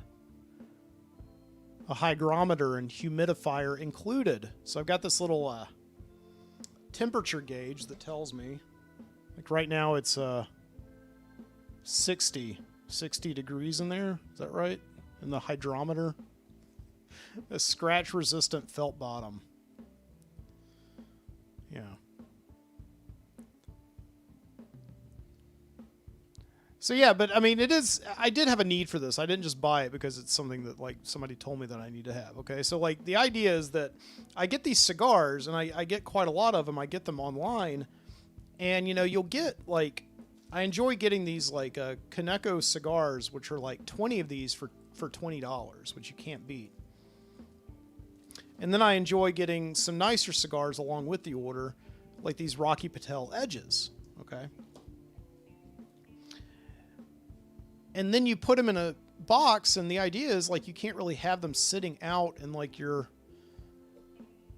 apartment where the temperature is just so crazy. You need to have them in like a box where the temperature can regulate itself, and stay at a constant, nice temperature. Otherwise, the cigars will, lose their flavor, and they can, when you go to light them or cut them, they can crack and break, and you don't want that. because then that's like a lot of money out the door, because cigar smoking is not a cheap hobby by any stretch of the imagination, you know. So yeah, I got this cigar humidor, and the company, once again, is called Prestige Import Group, and it's a highly rated and very inexpensive humidor. I got it for $30 on Amazon. So yeah, those are the things that I've been buying off of Amazon while in quarantine. You know, trying to take things seriously, but also just being in here. And what all these things have in common? This is another thing I wanted to talk about tonight. All of these are very manly things, right? You got your shaving soap, you got your humidor, you got your Cliff's Notes to keep track of your man life, you know.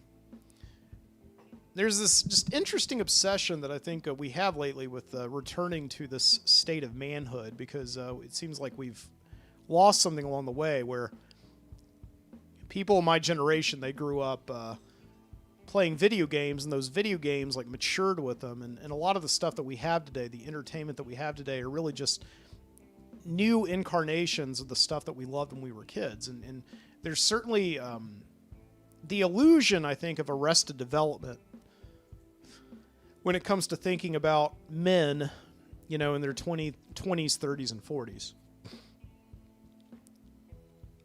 I don't know if that's necessarily true, but there seems to be this thing in culture right now where we're trying to bring back the American man, right?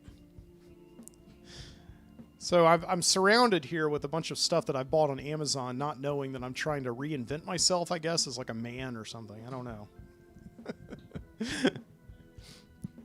You know, I don't know if this version of the American man ever really existed, you know. We kind of had these visions of what it was like, what these men were like in the 30s, you know. I don't know, the way that they boxed, you know, putting one hand out to block and one hand in to punch. You know what I'm talking about? And there's this podcast I listen to from time to time called The Art of Manliness, which is sort of bringing back that thing of, you know, men have a code and men can do things. You know, if their tire, they get a flat tire, they can fix it, you know. They can make their own gifts. They don't buy their own gifts, you know. You can make it, you know. Yeah, that's something that I am aware of. I mean, did that idea of the man ever really exist, or is it just kind of, you know, we're individuals and we all, you know, we have this vision of like Teddy Roosevelt, who is sort of the model for the man at the turn of the 20th century. You know, he was a guy who hunted, and you know, he volunteered to go and lead the Rough Riders when he didn't have to, you know. And he was a camper and a tramper and a naturalist. And he could read 3 books before you woke up in the morning, you know.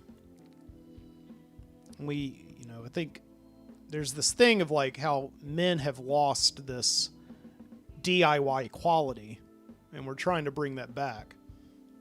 And there's a bunch of companies that seem to be getting pretty fat on that notion. I don't know.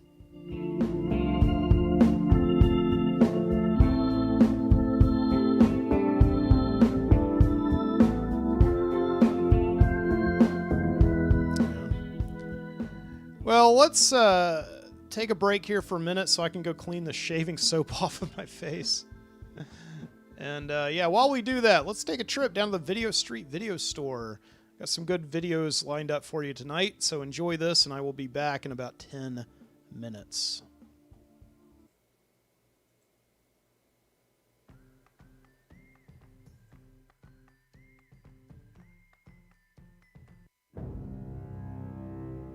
Hi, I'm Robert Lee.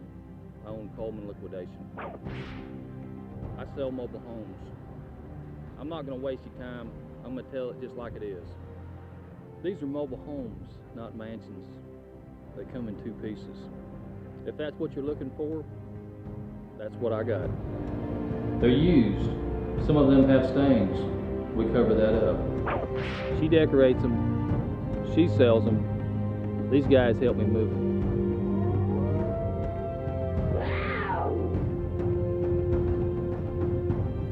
bouncer in Birmingham hit me in the face with a crescent wrench 5 times.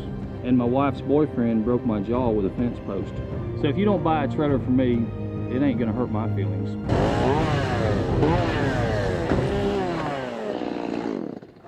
So come on down to Cullman Liquidation and get yourself a home. Or don't. I don't care.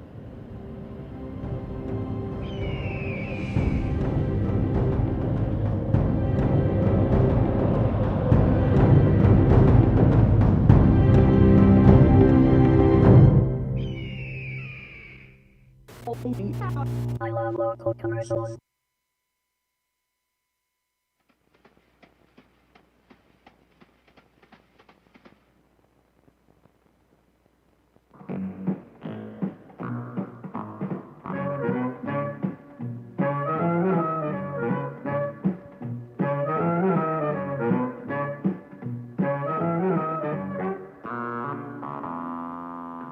This morning, when you came to work and opened your door, just because someone picked up a pencil, looked over some books, had a cup of hot coffee, did you think you were going to have an accident?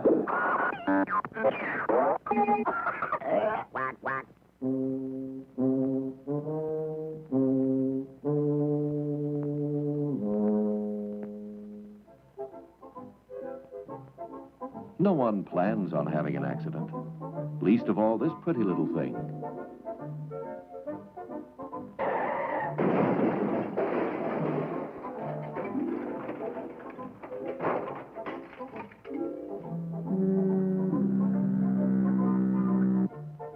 A door cause an accident? Well, you never know. It's a swinger. What can I say?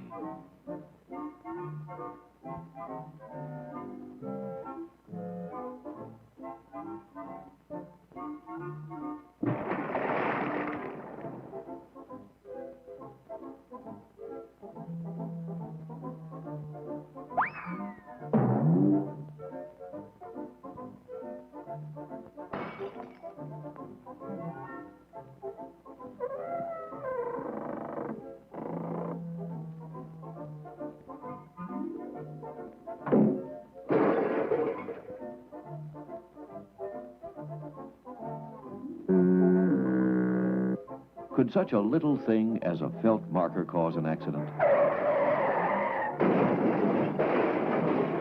Or a red umbrella?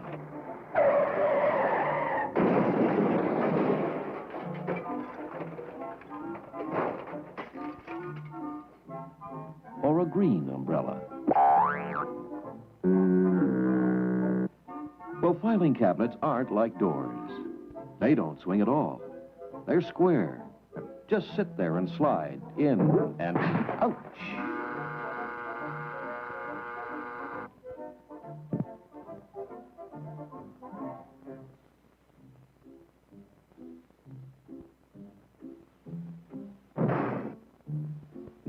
Ooh.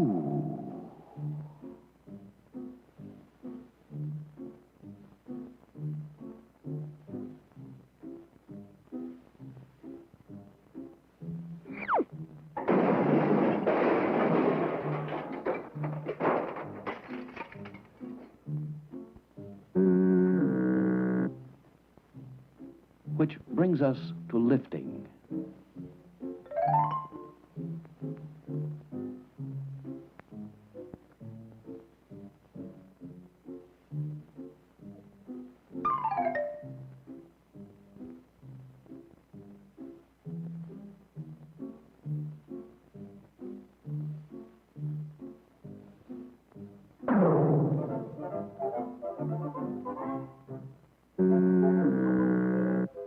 Now, chairs are harmless.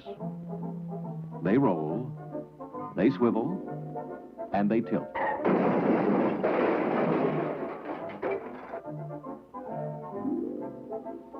They swivel, they roll, and they tilt.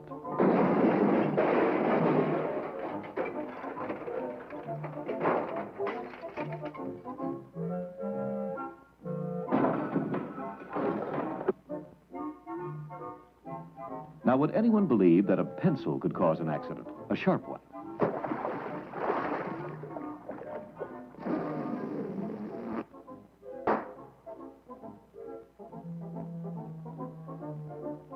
Accidents will happen.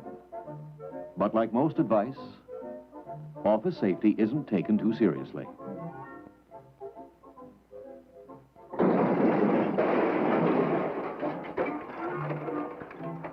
Still, it would be nice if it were. You might call office safety common sense, thinking one step ahead, considering the consequence of your action.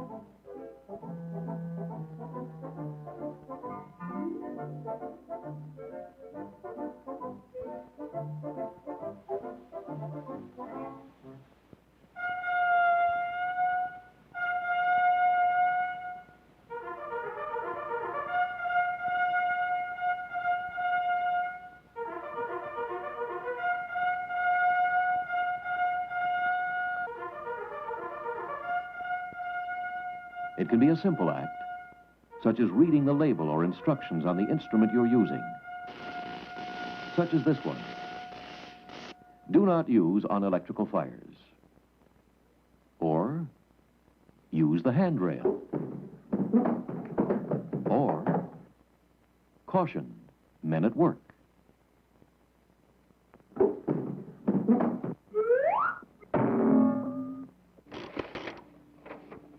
Office safety isn't really a joke.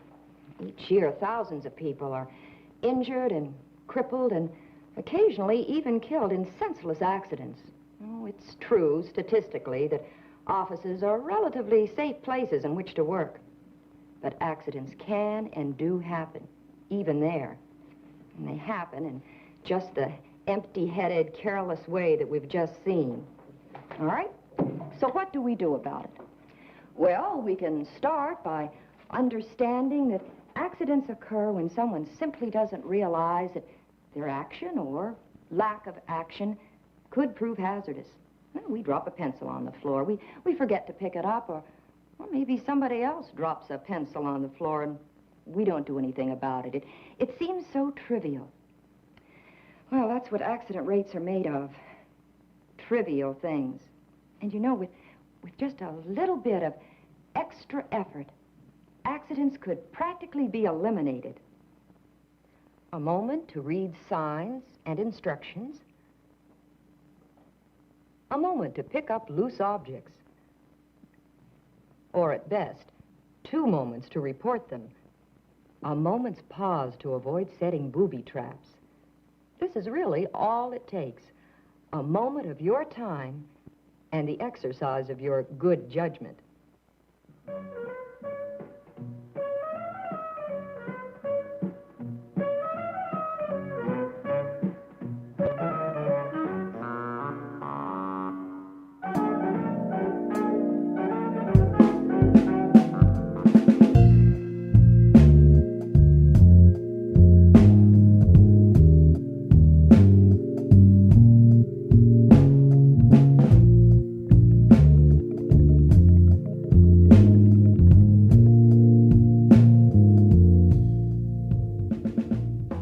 That was surprisingly tame video for the sexist 60s.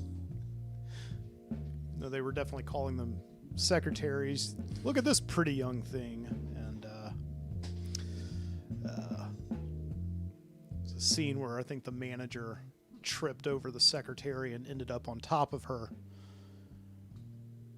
for comedic effect. She also stabbed her boss with a pencil. That was pretty brutal.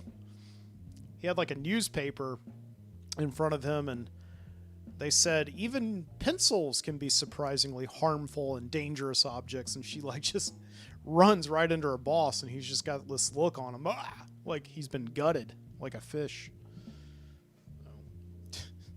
Welcome back to the Midnight Citizen Show. That was a trip to the Video Street Video Store, our weekly sojourn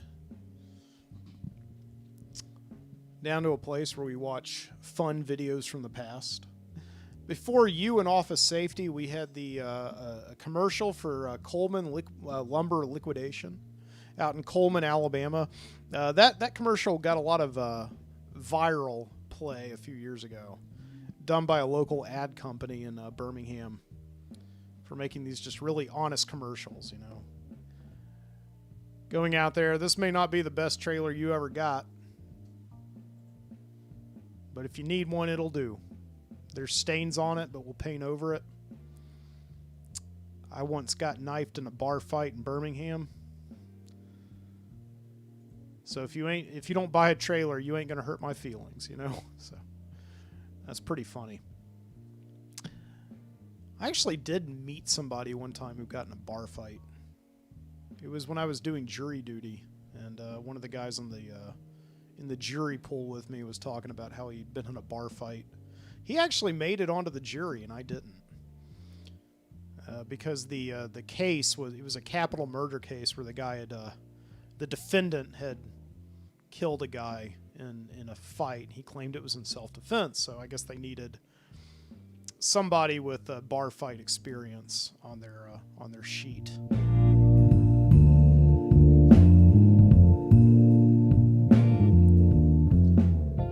I want to say, by the way, last week at the Video Street Video Store, I played for you this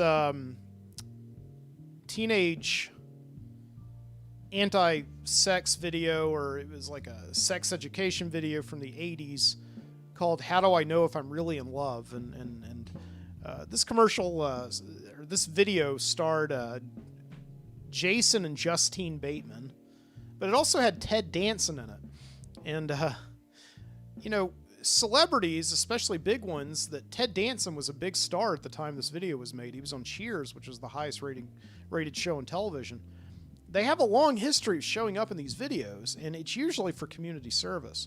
And I thought it was a rumor. I thought it was just like somebody just being goofy, saying that Ted Danson did that for community service. But no, he actually did. He starred in this video, this teenage sex education video in the late 80s called How Do I Know If I'm Really in Love? Because he had like a number of unpaid parking tickets in Los Angeles. So the court ordered him to go and be in this video. So you can watch that whole video online, How Do I Know If I'm Really in Love, on YouTube. So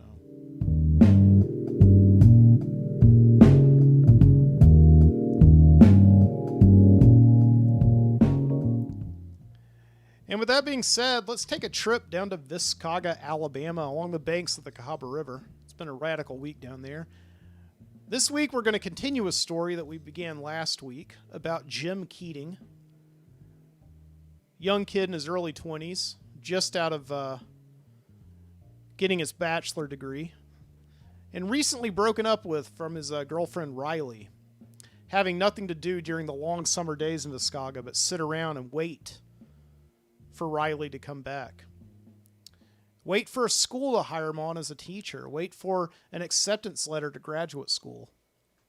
He lives in the basement apartment of one Miss Garcia, who is currently out of town at the moment and visiting her sister in Gulf Shores. The mostly empty house prompts Leland Wexler, a volunteer member of the Citizen Patrol in Viscaga, to stop by one morning and ask Jim is all well at the house. Of course, he didn't know that Jim was there at the house. He didn't notice that Jim's car was parked around the back, and Wexler was just making sure that no one could come around and rob them, because there had been a string of robberies in the neighborhood lately. Jim just thought of Wexler as a nuisance, and he shooed him off and then went back to his long day of waiting. And at 2 o'clock in the morning that morning, Jim was woken up by a screaming on the TV. He woke up to a strange movie with a man in a business suit and a guitar slung around his shoulder and acting like more of a preacher than a rock star.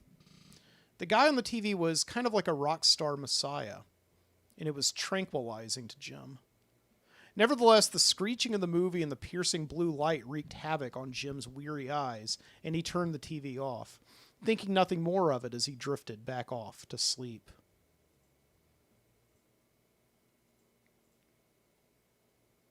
The next day, Jim couldn't get the movie out of his head. He wanted to find out what it was, but the guide only said that it was paid programming, which confused him. It was definitely a movie of some kind, so he went down to the Video Street Video Store where the geeked-out clerk behind the counter, Maureen, for once couldn't help him. She knows that all there is to know about movies, even publishes her own popular fanzine called Movie Mad and Psychotic, but she couldn't help him when he described the movie to her. She did suggest, however, that she check with a guy named Sully, who's basically a shut-in. He lives in his house all day, taping TV for various religious watchdog groups who help people who get screwed out of money. So Jim takes off for Sully's, fighting with his car along the way, which is a beat-up old Dodge that Riley's disapproving father sold him last summer, which won't crank on the first turn of the key and takes some doing. Along the way to Sully's house, he meets up with Shauna at an intersection where he's stopped. Shauna pulls up in the next to him. She's in the passenger seat with a guy who can't keep his hands off her. And she's a radical kind of girl and ends up asking Jim, can she jump in with him? Maybe give her a ride back to her house. Together, they head over to Sully's. Shauna agrees to do that because she's got nothing else going on. But she gets freaked out by the shut-in named Sully's creepy collection of childish memorabilia from the 50s, including a recreated down to the square-inch mock-up of Sully's bedroom from when he was 5 years old.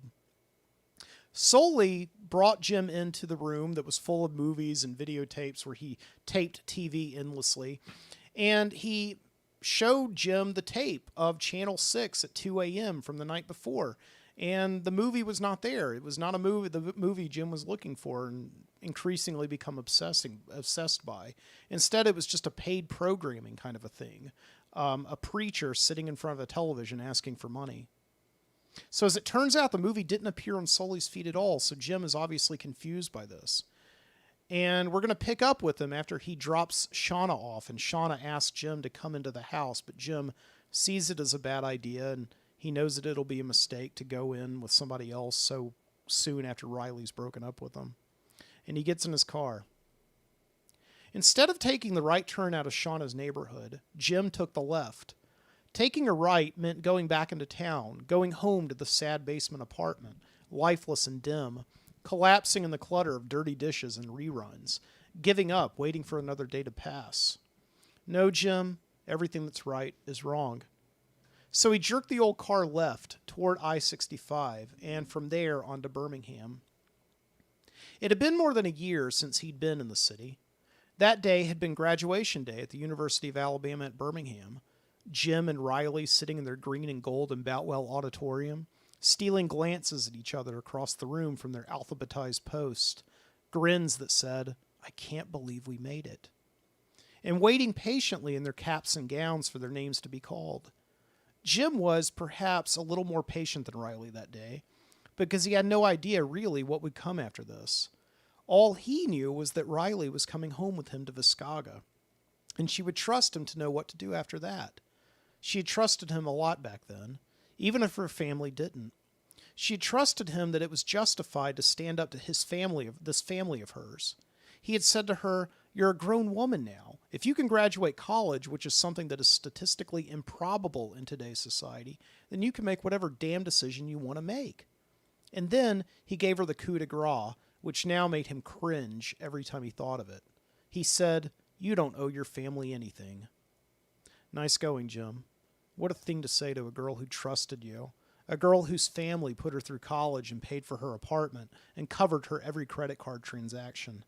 What kind of a jerk brings her out of all that and back to Viscaga, a place of dead-end jobs at stores called the Shoe Stampede, and a social scene that consisted of Little League baseball games, church picnics, and cow tipping?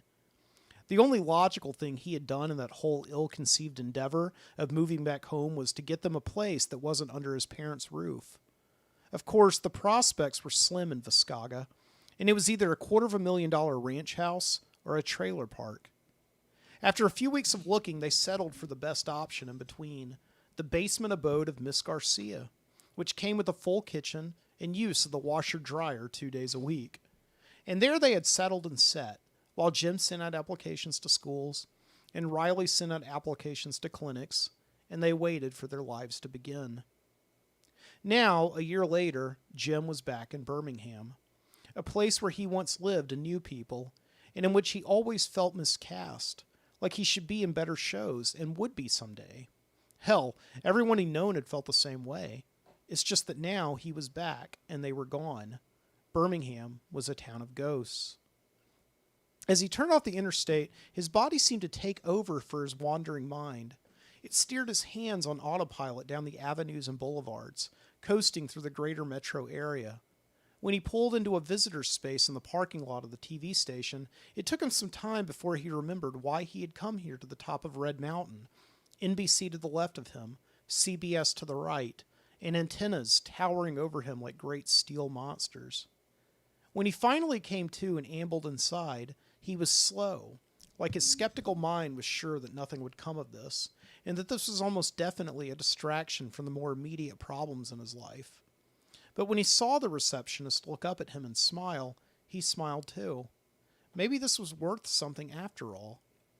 Maureen had laughed, and Sully was clueless, but this lady looked like she had answers. "Welcome to Channel 6, she said. "Can I help you?" "Hi, Jim said. "I was watching TV last night, and you guys showed this movie real late, around 2 a.m. I just wanted to know what it was." "No problem, let me just see." Then Jim watched her pull out a thick binder with the Channel 6 logo on it and flip through pages. His spirit sank. This was just an internal copy of what was already in the guide. "Yeah," she says. "It says here paid programming. Yes, it was called Peter Popoff's Miracle Healing Water." She looked up and smiled, expecting him to do the same. "That's not a movie. I said I was watching a movie." The lady rolled her eyes around in her head, clicked her tongue, and pretended to think. "That's not what it says here. Are you sure you were watching our channel?" "Yes, I'm sure. I fell asleep watching The Late Show, and when I woke up..." Jim steadied himself. "Is it possible you guys have different programming, like go out to different parts of the viewing area? I live in Viscaga." "No, I don't think so." "I don't understand them, because you see, I definitely saw something on our channel last night. It was an old black and white movie from the 60s about a preacher with a guitar." "Do you know the name of it?" "No, I don't know the name of it. If I knew the name of it, I wouldn't be here." The lady's smile dropped from her face. "I'm sorry," Jim said. "Look, can I talk to your manager?" "The station manager?" No, I'm afraid that's not possible." "Why not?" "Because it just isn't," she said. "He doesn't answer questions about our viewing schedule. That's why we put it in this programming guide." "What about hackers?" "I'm sorry?" "Hackers, they hijack your antenna and send out their own feeds. Is that possible?" "No, I'm afraid it isn't." "Well, how do you know? Maybe I can talk to one of your engineers." Jim stepped around her desk and peeked down the hall, where there was a busy newsroom of people in ties running back and forth, hands full of papers and clipboards and tapes for broadcast. Urgent business. "Sir, I'm going to have to ask you to not walk any farther." "Can I talk to one of them? One of your engineers?" "No, you cannot. Look, if there was some kind of interference with the feed, then I would know about it. You see this phone? Every day I get hundreds of calls from viewers about the smallest detail of our broadcast.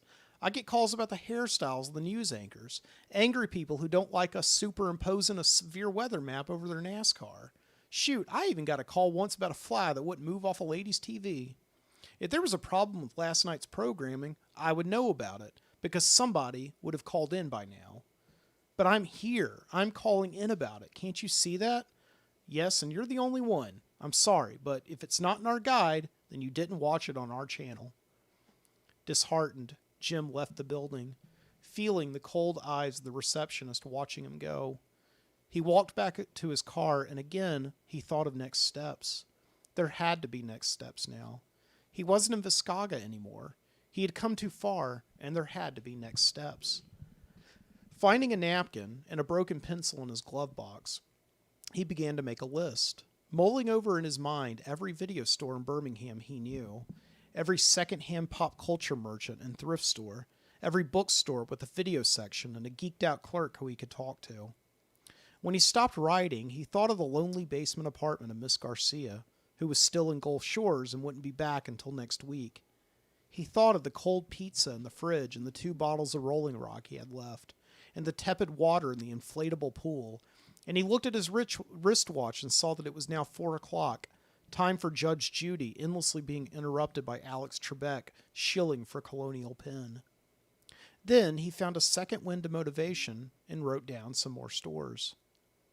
When he was finished, he propped his napkin list up on the dash and he turned the keys. Nothing. Just a cough from the engine and then silence. He turned the keys again and still nothing. By now he had come to expect this, but this time it was more urgent. This business with the crappy Dodge Riley's uncle had sold him last summer was keeping him from his day's destiny, and the hot sun beating down on him wasn't helping either. He hadn't needed the battery fan since dropping off Shauna, the fast winds sweeping by him on the interstate before being enough to keep him cool. But now, in the shadeless parking lot of the TV station, he desperately searched the car for it. He realized quickly that Shauna must have taken it. Whether it was on purpose or accidental didn't matter. It was hot. He admitted defeat and opened the door for air. Then he took the keys out of the ignition and waited 5 seconds. Then he put the keys back in and turned. Success. The engine sputtered to life. Maybe, he figured, the car just needed a sneak attack, like hunting an animal, camouflaging yourself in the brush and making it think you were gone. Jim had no idea why he'd conjured that analogy. He'd never been hunting a day in his life. Relieved, he closed the door, rolled down the window, and headed down the mountain and into the suburban sprawl outside Birmingham. He began with the chain video stores first, his hopes low as these places mostly carried the new releases before they retired them from the gallery, then the previously viewed sales racks. What classics they did have were the ones everybody knew. The Alfred Hitchcocks and the David Leans, Singing in the Rain and Bringing Up Baby, the usual suspects. He drove from movie gallery to movie gallery, blockbuster to blockbuster, and to the one Video Express still left out on Valleydale Road. Leaving his car running, he sprinted inside the stores and through the aisles of tapes, not knowing what he was looking for. Just a picture of the preacher with the guitar, maybe, or some other missing visual piece that fit his part of the puzzle. There was nothing. Mostly, he skipped talking to the clerks, who were just there as a job and apt to ignore his plea and robotically suggest whatever multiplex bullshit was a new release that day. But sometimes he asked them, the ones who were pale and skinny, or pale and fat, with disheveled hair and weird tattoos, who looked like they'd been inside most of their lives. Channel 6, 2 a.m., he told them. Channel 6, 2 a.m. They had no idea either. They just asked him if he'd checked the guide, and Jim restrained his frustration each time, saying nothing as he exited the store. He hit up the second-hand stores that sold videos next, the thrift shops with more ragged clothes and soiled tennis shoes, and the gimmicky, broken exercise equipment of 20 years ago than pop culture. Still, he searched frantically, his eyes scanning the messy rows of tapes, uncategorized and thrown around, their labels fading and in some cases, just empty boxes. Why would somebody steal a 50-cent videotape? Jim left these thrift shops dejected, getting behind the wheel of his car to turn the ignition 2 times, 3 times, 4 times, opening the window, letting the hot, heavy air in, sighing and frustrated, then sneaking up on the son of a bitch once again before it finally came to life. Eventually, he ended up at the Galleria, a place where he hoped to finally find an answer, or at least something that wasn't a shrug and a suggestion to check the guide. He had to turn off the car, pulling it to a stop in the parking deck and realizing it was too much of a risk to leave it unattended in a busy place like the mall where he couldn't see it from the inside and there was an army of incompetent Leland Wexler types patrolling the place. Stuffing his keys in his pocket, he walked into the plaza, booming with business on a Thursday afternoon. Unattended kids on their summer vacation ran in mobs around the food court, haphazardly throwing the bills of 10s and 20s their parents had dropped them off with for the day at the food vendors and kiosks selling cheap plastic crap that was as seen on TV. Jim dodged them like a robot on a mission, his tunnel vision targeting the top of the food court escalator, which brought him right to the door of Suncoast Video. It was the one place in college where Jim and his friends had gone to find stuff they couldn't find anywhere else. Suncoast had an extensive collection of classic independents, old drive-in movies from the glory days of drive-in movies, a long shelf of Mystery Science Theater, and even the goofy B-movie crap they showed on Mystery Science Theater without the puppet commentary. Jim's friends had always freaked out over the anime and could pour over the anime rack until closing time when the vacuum cleaner came out and the clerks pulled the metal gate halfway down as a passive-aggressive go away. Suncoast was a video freak's paradise, and as Jim entered the store, he realized that he had subconsciously routed his quest here. Like Oz, it was the end of the road, the last place for answers. Still, even in these hollowed aisles of oddball video obscura, Jim managed his expectations. Even as he saw the Suncoast clerk, who he was sure was the one person in the whole of the Birmingham suburbs who would most likely be able to help him. He was the tall, gangly clerk with dark sunglasses and a pot smoker's amble, who always spoke slow and cool and treated his customers like it was their honor and privilege to be speaking with him. Jim and his friends never got his name. They just called him Suncoast Tarantino.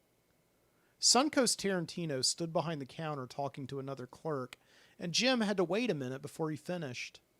Jim bided his time watching one of the preview TVs in the store, at the moment playing a tape of Empire Records. Like the Video Street video store, Jim thought, it was interesting to see that some things never changed. "I can't believe you've never seen it," Suncoast Tarantino was saying. "It's like fiercely independent. The guy sold his comic book collection to make it." "Yeah, it sounds cool," the other clerk was saying. Jim could tell from the way she was examining her manicure that she was strictly uninterested. "My buddy's mailing me the Sundance cut of it. It's super rare. It's got all the original music and supposedly an alternate ending where Randall and Jay fall in love with each other. So crazy." "Cool. What's up, boss?" Jim had gotten caught up in a scene from Empire Records, the one where the metalhead kid becomes enamored with a Gwar music video and imagines himself being eaten by one of their massive monster puppets. It took the guy asking a second time for Jim to realize he was being spoken to. "Yeah, I need a movie," Jim said. "What's this place look like, man? Foot Locker? You come to the right place, so spit it out." Jim told him. Channel 6, 2 a.m. A guy in a business suit with a guitar looked like a preacher. Suncoast Tarantino took a long pause to think. As if for dramatic effect, or maybe just a nervous tic, he tilted his head and hummed like a Buddhist doing a mantra. He pressed his thumb and index finger on both hands together. Jim saw the female clerk watch him do the job. Finally, he came back to earth. "You said the 60s? "Yeah," Jim said. "An independent movie. I've never seen anything like it. It was like all the other movies at that time that looked censored and phony. It wasn't like them. There was this subversive quality to it, you know? Like dangerous?" The guy smiled, like he knew exactly what Jim was talking about. "I think I got exactly what you need, bro. Come with me." Shocked, Jim took a second before telling his body to follow the clerk down the aisle. He was led past the anime section and through the horror and along the special interest wall with its adult movie titles covered by tinted plastic tiles. They ended up at the back of the store in a small section of tapes called Employee Picks. He watched Suncoast Tarantino thumb his finger along a section of titles under the header John. Was that his name? John? As John had his back to him, Jim looked in the back pocket of his jeans and saw a book that he noticed sticking out of it.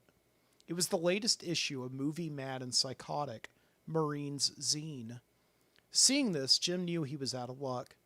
If Marine had no idea back home at the Video Street video store, then why should the guy who reads what she writes? Suncoast Tarantino turned around and handed a tape to him.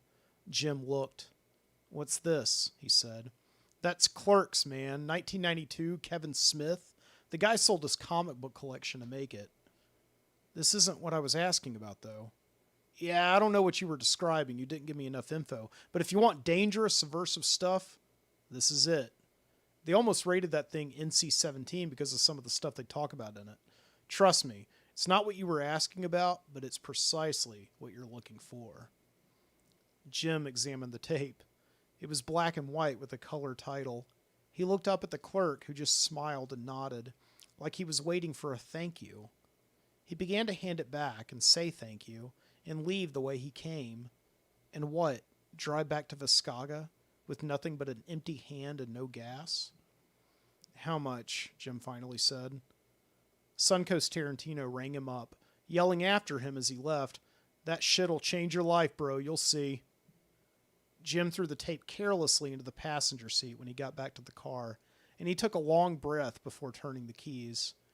This time the Dodge started, the first time, miraculously.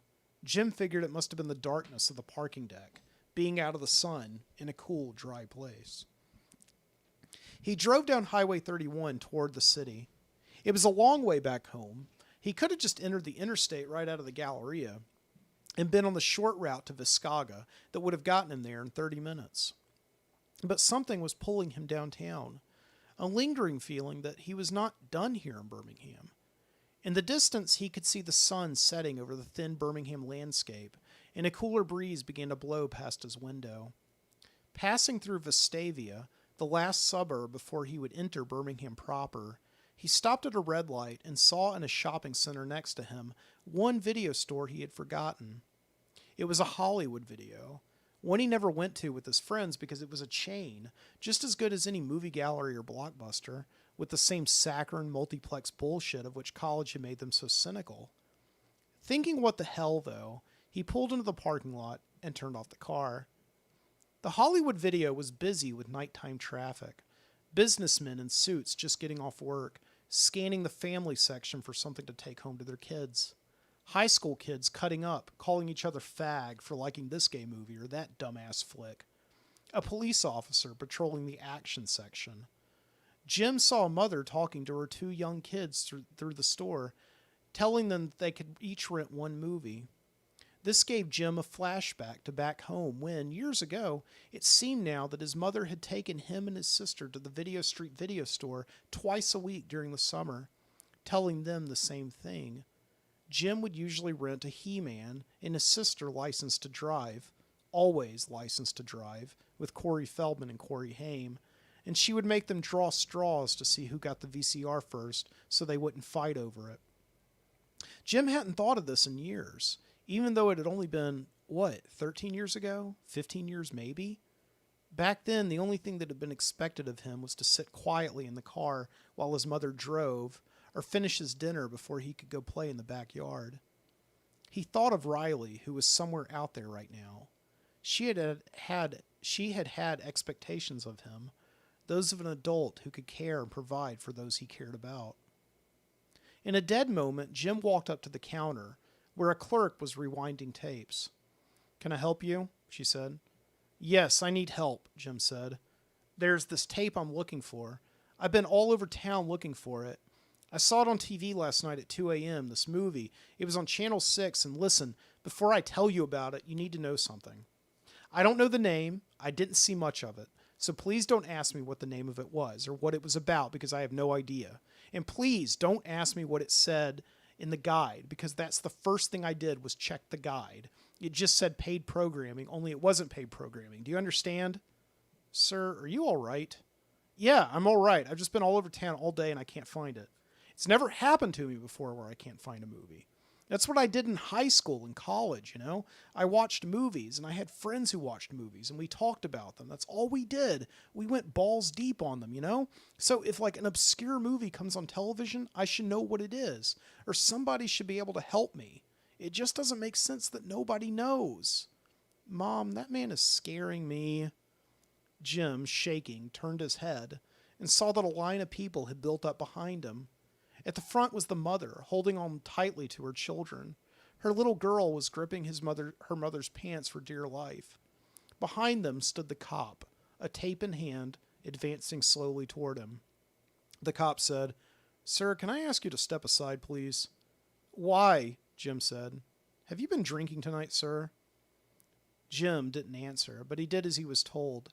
He crept backward from the counter, all eyes on him, seeing the cop inching toward him. Then he turned around and bolted out the door. Spilling into the parking lot, he landed hard against a car that had parked at the curb, its driver returning a tape in the drop box. The crash hit his knee, Jim feeling his kneecaps smack against the hard body of the car. And then Jim moved toward his Dodge, limping and swatting the thick moths as they migrated upward to swarm under the hot streetlights. He got into the car and put the keys in, seeing the cops standing in the door of the Hollywood video, watching his every move. Jim just looked back at him, turning the keys. The engine sputtered and died. He turned them again, and nothing. The cop began advancing toward Jim, his hand on his belt, his hand on something. Jim kept turning the keys. No time for his ritual sneak attack on the son of a bitch. The cop was within a couple of yards when the engine finally sputtered to life, and Jim blindly jerked it into gear, hoping he was in park as he floored the gas and felt himself propel backwards.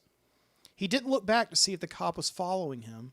He didn't look in the rear view until he was well out of Vestavia and way down Highway 31, turning onto Red Mountain Expressway, which brought him into the city. He didn't come to reflect on what had happened until he exited the expressway, his adrenaline cooling, his heart returning to normal. Now he looked around and saw that he was driving down University Boulevard, quiet at 8 p.m. in early June. To his left and right were the scattered old buildings of the University of Alabama at Birmingham, the Lister Hill building where he had twice flunked finite mathematics, the Hill University Center where he killed time between classes, playing pool in the rec hall, the Education building where he had taken his major courses. He pulled his car to a stop in the empty parking lot of the Bell Theater. It had once been his favorite place on campus, where, in his freshman year, he had taken an Intro to Theater course as a requirement for his education major, the thinking being that he would need to be creative and sometimes improvise with students. He had been a true believer back then, studying all night and coming to campus every morning at 8 on the dot, despite his first class being at 9:30. College was a fresh start, and he had intended to take advantage of it. Then he came to Bell Theater and met Riley, who was taking the class as an elective. And he met his video freak friends, who wore Evil Dead and Reanimator shirts, and talked about the movies that Maureen had introduced him to back home when he was lonely at Pratt High School and needed something that spoke his language. And it turned out that something was movies. From there, all bets were off. He still went to classes when it was required, but pretty much avoided UAB the rest of the time. He had opted most during those days to spend time with his friends, ambling around Suncoast or watching movies and bullshitting at their apartments, or falling in love with Riley, somewhere quiet where they could be alone. He left the engine running and stepped out. His knees still inflamed like hell, he limped up to the door of the old decrepit building that was Bell Theater, and wondered if they still kept it unlocked. Once, they had never locked it. Jim and Riley and his friends had found this out the night before graduation, over a year ago, when they came here in the middle of the night, loaded on whiskey and gin. They stormed the halls in the empty building, talking about the old times and how they would never be here again. On the stage in the main auditorium, they toasted to their futures. Then his friends fell asleep on the stage, and Riley and Jim took themselves up to the catwalk, where they made love and fell asleep. Jim pulled on the door, and the door stayed. He limped around the side of the building and found that all the other doors were locked as well. Then he just sat on a bench on the lawn, his eyes scanning a bulletin board of campus events, a talent show at the Alice Stevens Center, a multicultural day at the Hill Center, a job fair that had happened 2 weeks earlier. Then his eyes landed on one particular flyer, standing out from all the others with its green paper and giant letters printed in a creepy horror movie font. B Movie Night. Come watch the best of the worst. Thursday, June 10th, 9 to whenever, 6200 10th Avenue South. It wasn't the event that caught his eye, but the address, 6200. It was the number that had stuck in his head all day, the number that had guided his quest. Channel 6, he said, 2 a.m. Gripping the flyer tight in one hand, he steered the Dodge with the other through the crowded avenues in the neighborhoods behind UAB. It was a place of townhouses and apartments, and the never-ending parties of students who lived in them. But now it was quiet, mostly, the students being on break and long gone from Birmingham. But the eerie silence of the neighborhood soon gave way to the noise of a house party, which had spilled outside into the streets. Jim saw students walking around with plastic solo cups, some of them in monster costumes, and dressed up like heroes and villains of the weird movies they liked. He looked at the numbers of the house, 6,200. When he stepped inside the house, he didn't get far before an excited girl who was dressed like Divine in a pink wig and a muumuu stormed up to him with a Sharpie and a name tag. "Virgin?" she said. "What? Are you a virgin?" "That's a weird question. Look, I'm just here to see who owns the house. Have you seen this movie before?" the girl said, pretending not to hear him. "What movie?" "The Howling Seven, silly. Have you seen it?" "I don't guess so." Smiling, the girl in the pink flamingo got up, scribbled the word virgin on the name tag, and stuck it on Jim's chest. "Chill out, man. It's a party," she said, and went off. Now labeled, Jim pushed down the crowded hallway. He passed a dining room where college kids in costumes were doing keg stands, and a bedroom where a bunch of guys were standing in front of others who were seated on the bed and carpet, doing an impromptu performance where they belted "The stars at night are big and bright," and zipping their flies up and down instead of the usual clap before finishing. "Deep in the heart of Texas," the kids cheered. In the living room, the center of the action, was a thick crowd of kids with beers and mixed drinks, watching the movie to which Jim was supposedly a virgin, and laughing hysterically. It was a werewolf movie, no doubt an installment of the Howling franchise, which Jim had never got around to checking out. He certainly wasn't going to make this his first time, because the kids around him were so loud that he could barely make out the sound. In most cases, they were shouting lines before they were said in the movie, and making cracks at the bad dialogue and the acting, and the giant plot holes. Then the scene came where the characters on the screen belted "The stars at night are big and bright," and did the thing with their zippers, while the kids did the same. Jim left the room. In the kitchen, he grabbed a drink from a bucket of ice and drank it alone in a corner while he scanned the party and wondered why he was here. Next to him, a guy was talking enthusiastically to two awestruck girls. "So I've got the script written," he was saying, "and I talked to the head of the communications department, who's going to let me borrow a camera and mics to shoot the whole thing. It's all real legit." "Cool," the girls were saying. Then one of them said, "What's it about?" "Good question," the guy said. "So it's like a throwback to the slasher movies of the 70s and 80s, but it's got a twist, like how all these movies ended with girls as survivors. Like The Final Girl?" "Shit, yeah, The Final Girl, you got it. High five, you know your stuff. That's good." Jim saw the girl smile, and as she felt appreciated. "Well, I was taking this class on feminist theory this past semester, and the professor, Dr. Pendergast, was saying that the final girls of those movies were really like anti-feminist. Like they were just a token for a male-dominated industry that was trying to show that it cared about women's lib and all that stuff. When really all those girls in those movies had to crawl through all this shit in order to survive. And most of the time, those actresses were just made the final girls so they could stay on set longer and the directors could have more of a chance to sleep with them. So my idea is that I'm going to have a final boy, not a girl. It'll turn the whole genre on its head." "Wow, that's cool," the girl said. "I know, right?" the guy said. "So listen, we're having auditions probably sometime next month. I think you girls will be perfect for..." At this, Jim laughed, a reflexive chuckle that was too loud to be muffled by the noise of the party. "You got a problem, dude?" "What, man?" Jim saw that the guy and the two girls were looking at him. "What are you laughing at?" Nothing. It's just that, well, you've got to know, right?" "Know what?" "Oh, come on, man." Jim put his beer down. "You're talking about all this feminist theory and how you respect women, and here you are trying to sleep with these two girls." "I was wanting to audition them." Jim picked up his beer and took a sip. Call it whatever you want, man." The guy stared at Jim for a long while. He didn't notice the two girls leaving for better conversation. Finally, he said, "That's a very serious accusation. Who are you anyway?" "I'm nobody, man," Jim said. "I used to go to school here." "So what? You've come back to, relive your glory days?" "And not really. Actually, I'm not sure." "Well, let me take a guess. Since you took a guess about me, let me take a guess about you. You used to come to UAB, but now you can't move on. You came back because you don't know where else to go." Jim thought about this and then shrugged. He couldn't argue with him. I wasn't planning on it. I just kind of ended up here today. In that case, let me tell you something. Now the guy was in his face. This place doesn't belong to you anymore, so why don't you go home? Jim backed away and put his beer on the counter. Then he stepped off and headed for the door.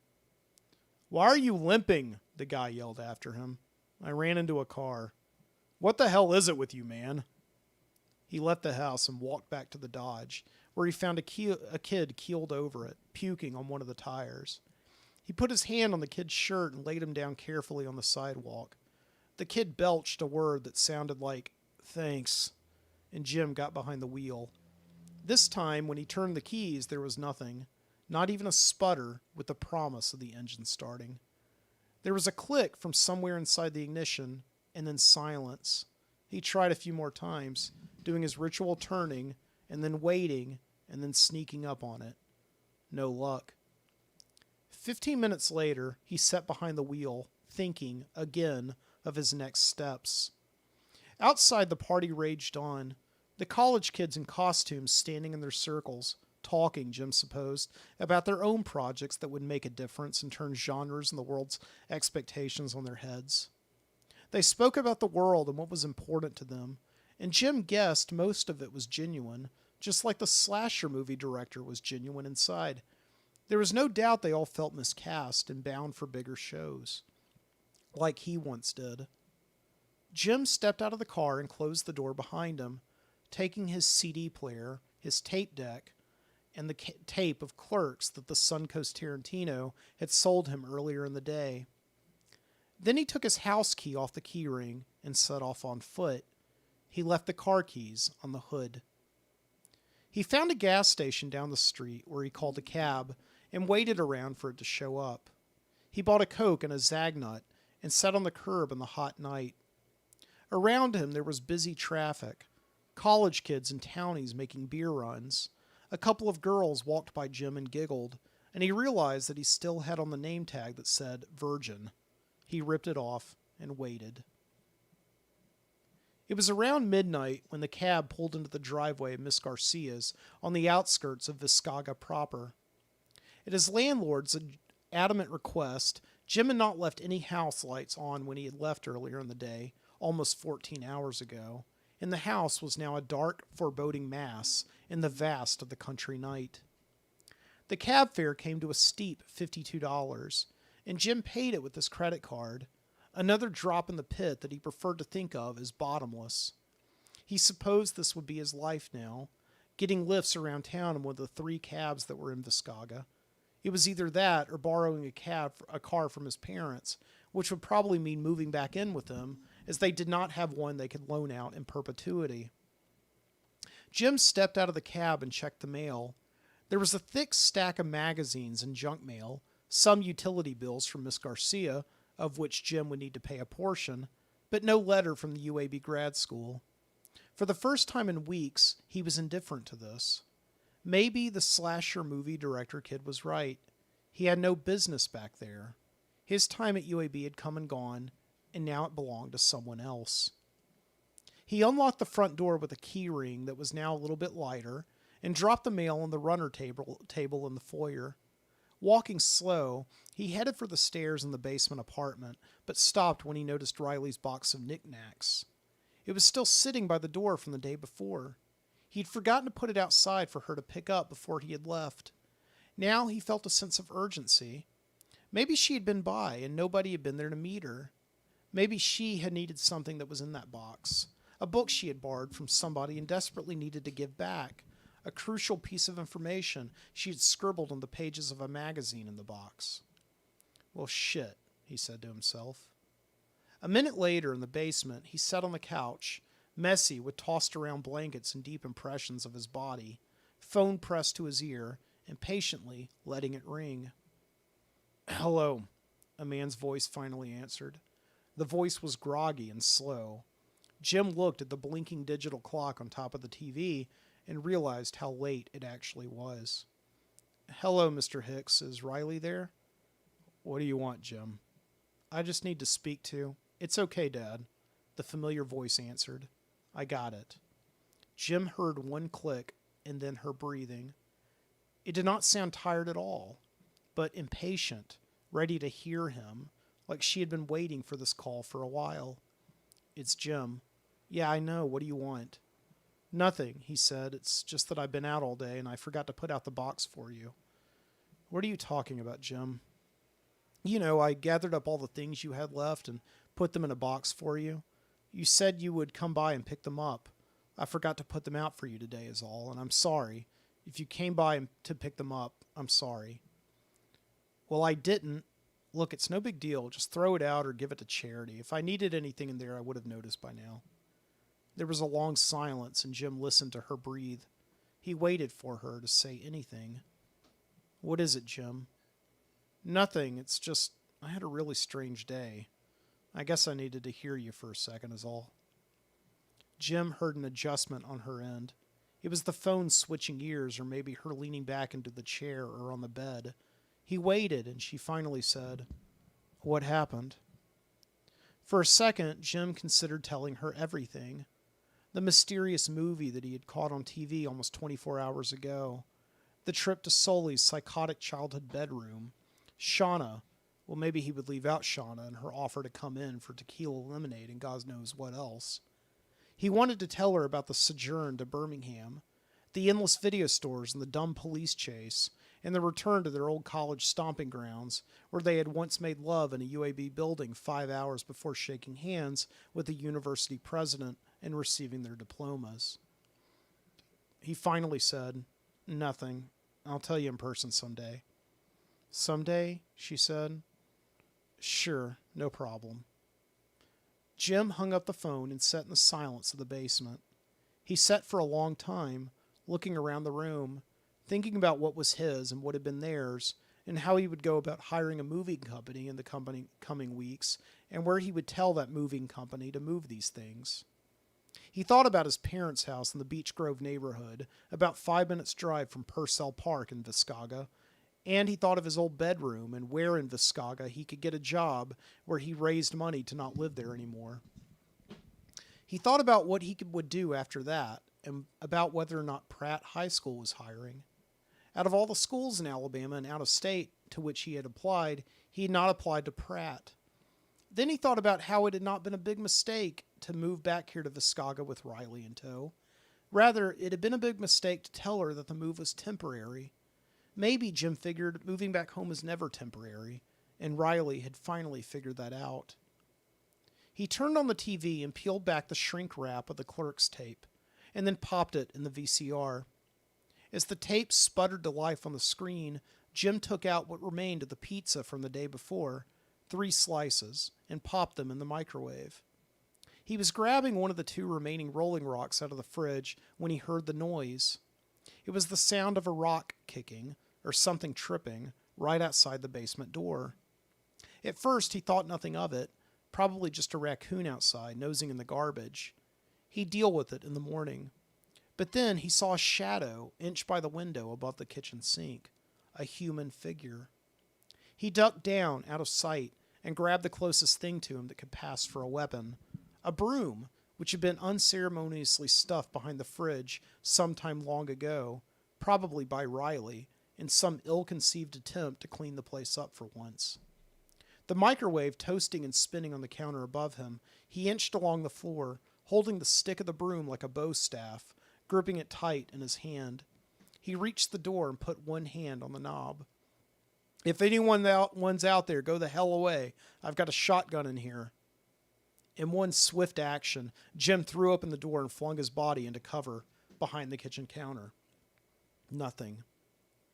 When he felt it was safe, he peeked around the counter and felt his whole body relax when he saw the least imposing presence he could imagine, softer than a raccoon nosing around in the garbage. What are you doing here? Oh, hey, Jim, Wexler said, startled. What are you up to? It's midnight, Wexler. Yeah, I know. I was just making my rounds, making sure everything's A-okay. I noticed your car wasn't parked out here, and, Jim watched Wexler drone on and didn't need to listen to every little syllable of his frantic explanation to know what was going on. Wexler, changed from his Nerve Patrol uniform of white polo shirt and khakis, was now in black jeans and a matching sweater, pointing to the makeshift parking lot of grass and dirt where the Dodge had once been. "So you're the one ripping folks off," Jim said, interrupting him. "No," Wexler whined. "What are you saying?" "I gotta hand it to you, Wexler. That's pretty smart. You create a demand for a neighborhood patrol, and then you join the cavalry yourself. Gives you a good cover story so you can go around and see who's in and who's out. Good job, buddy." "You're wrong. I really do care about security, and I'm just making the rounds. That's all I'm doing. I'm wearing all black so that the perps can't see me." And Wexler, relax. "I'm just going from house to house, and I seen your car wasn't here like you said it always was." "Wexler, shut up." He stopped. Jim stood in the doorway and leaned the broom on the counter, now realizing the stupid weapon of choice that it had been. Jim thought about next steps, but all he wanted to do was eat dinner and watch a movie. It was that time of night. "You want to come in? I was just about to watch a movie." "Are you going to call the cops?" "Just come on in." Wexler walked into the basement cautiously.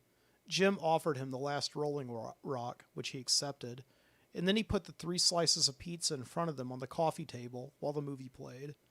They watched in silence for a while before the first big joke of the movie happened, and Wexler laughed. "You ever seen this before?" Jim said. "No, man, but it's pretty funny. Hey, can I have that last slice?" "Ordinarily, I would say yes, Wexler, but seeing as you're a criminal and I caught you in the act, I'm going to have to institute some form of punishment." And Jim took the last slice. And he sat there and ate it next to Wexler, who drank his beer and laughed at the movie. Jim would figure out what to do about him tomorrow, because tomorrow was another adventure.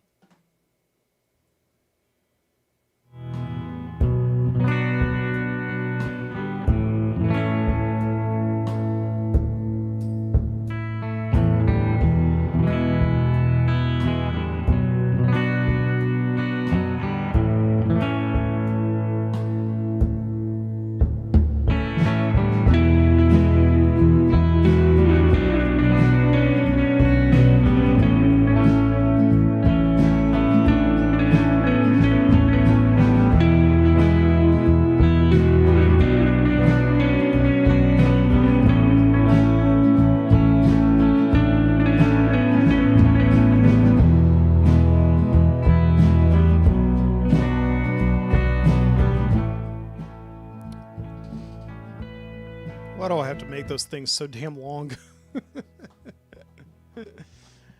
Hope you enjoyed Tales from Viscaga, Alabama, our weekly trip to a totally made-up town that takes place in some alternate dimension of our own where video stores still exist.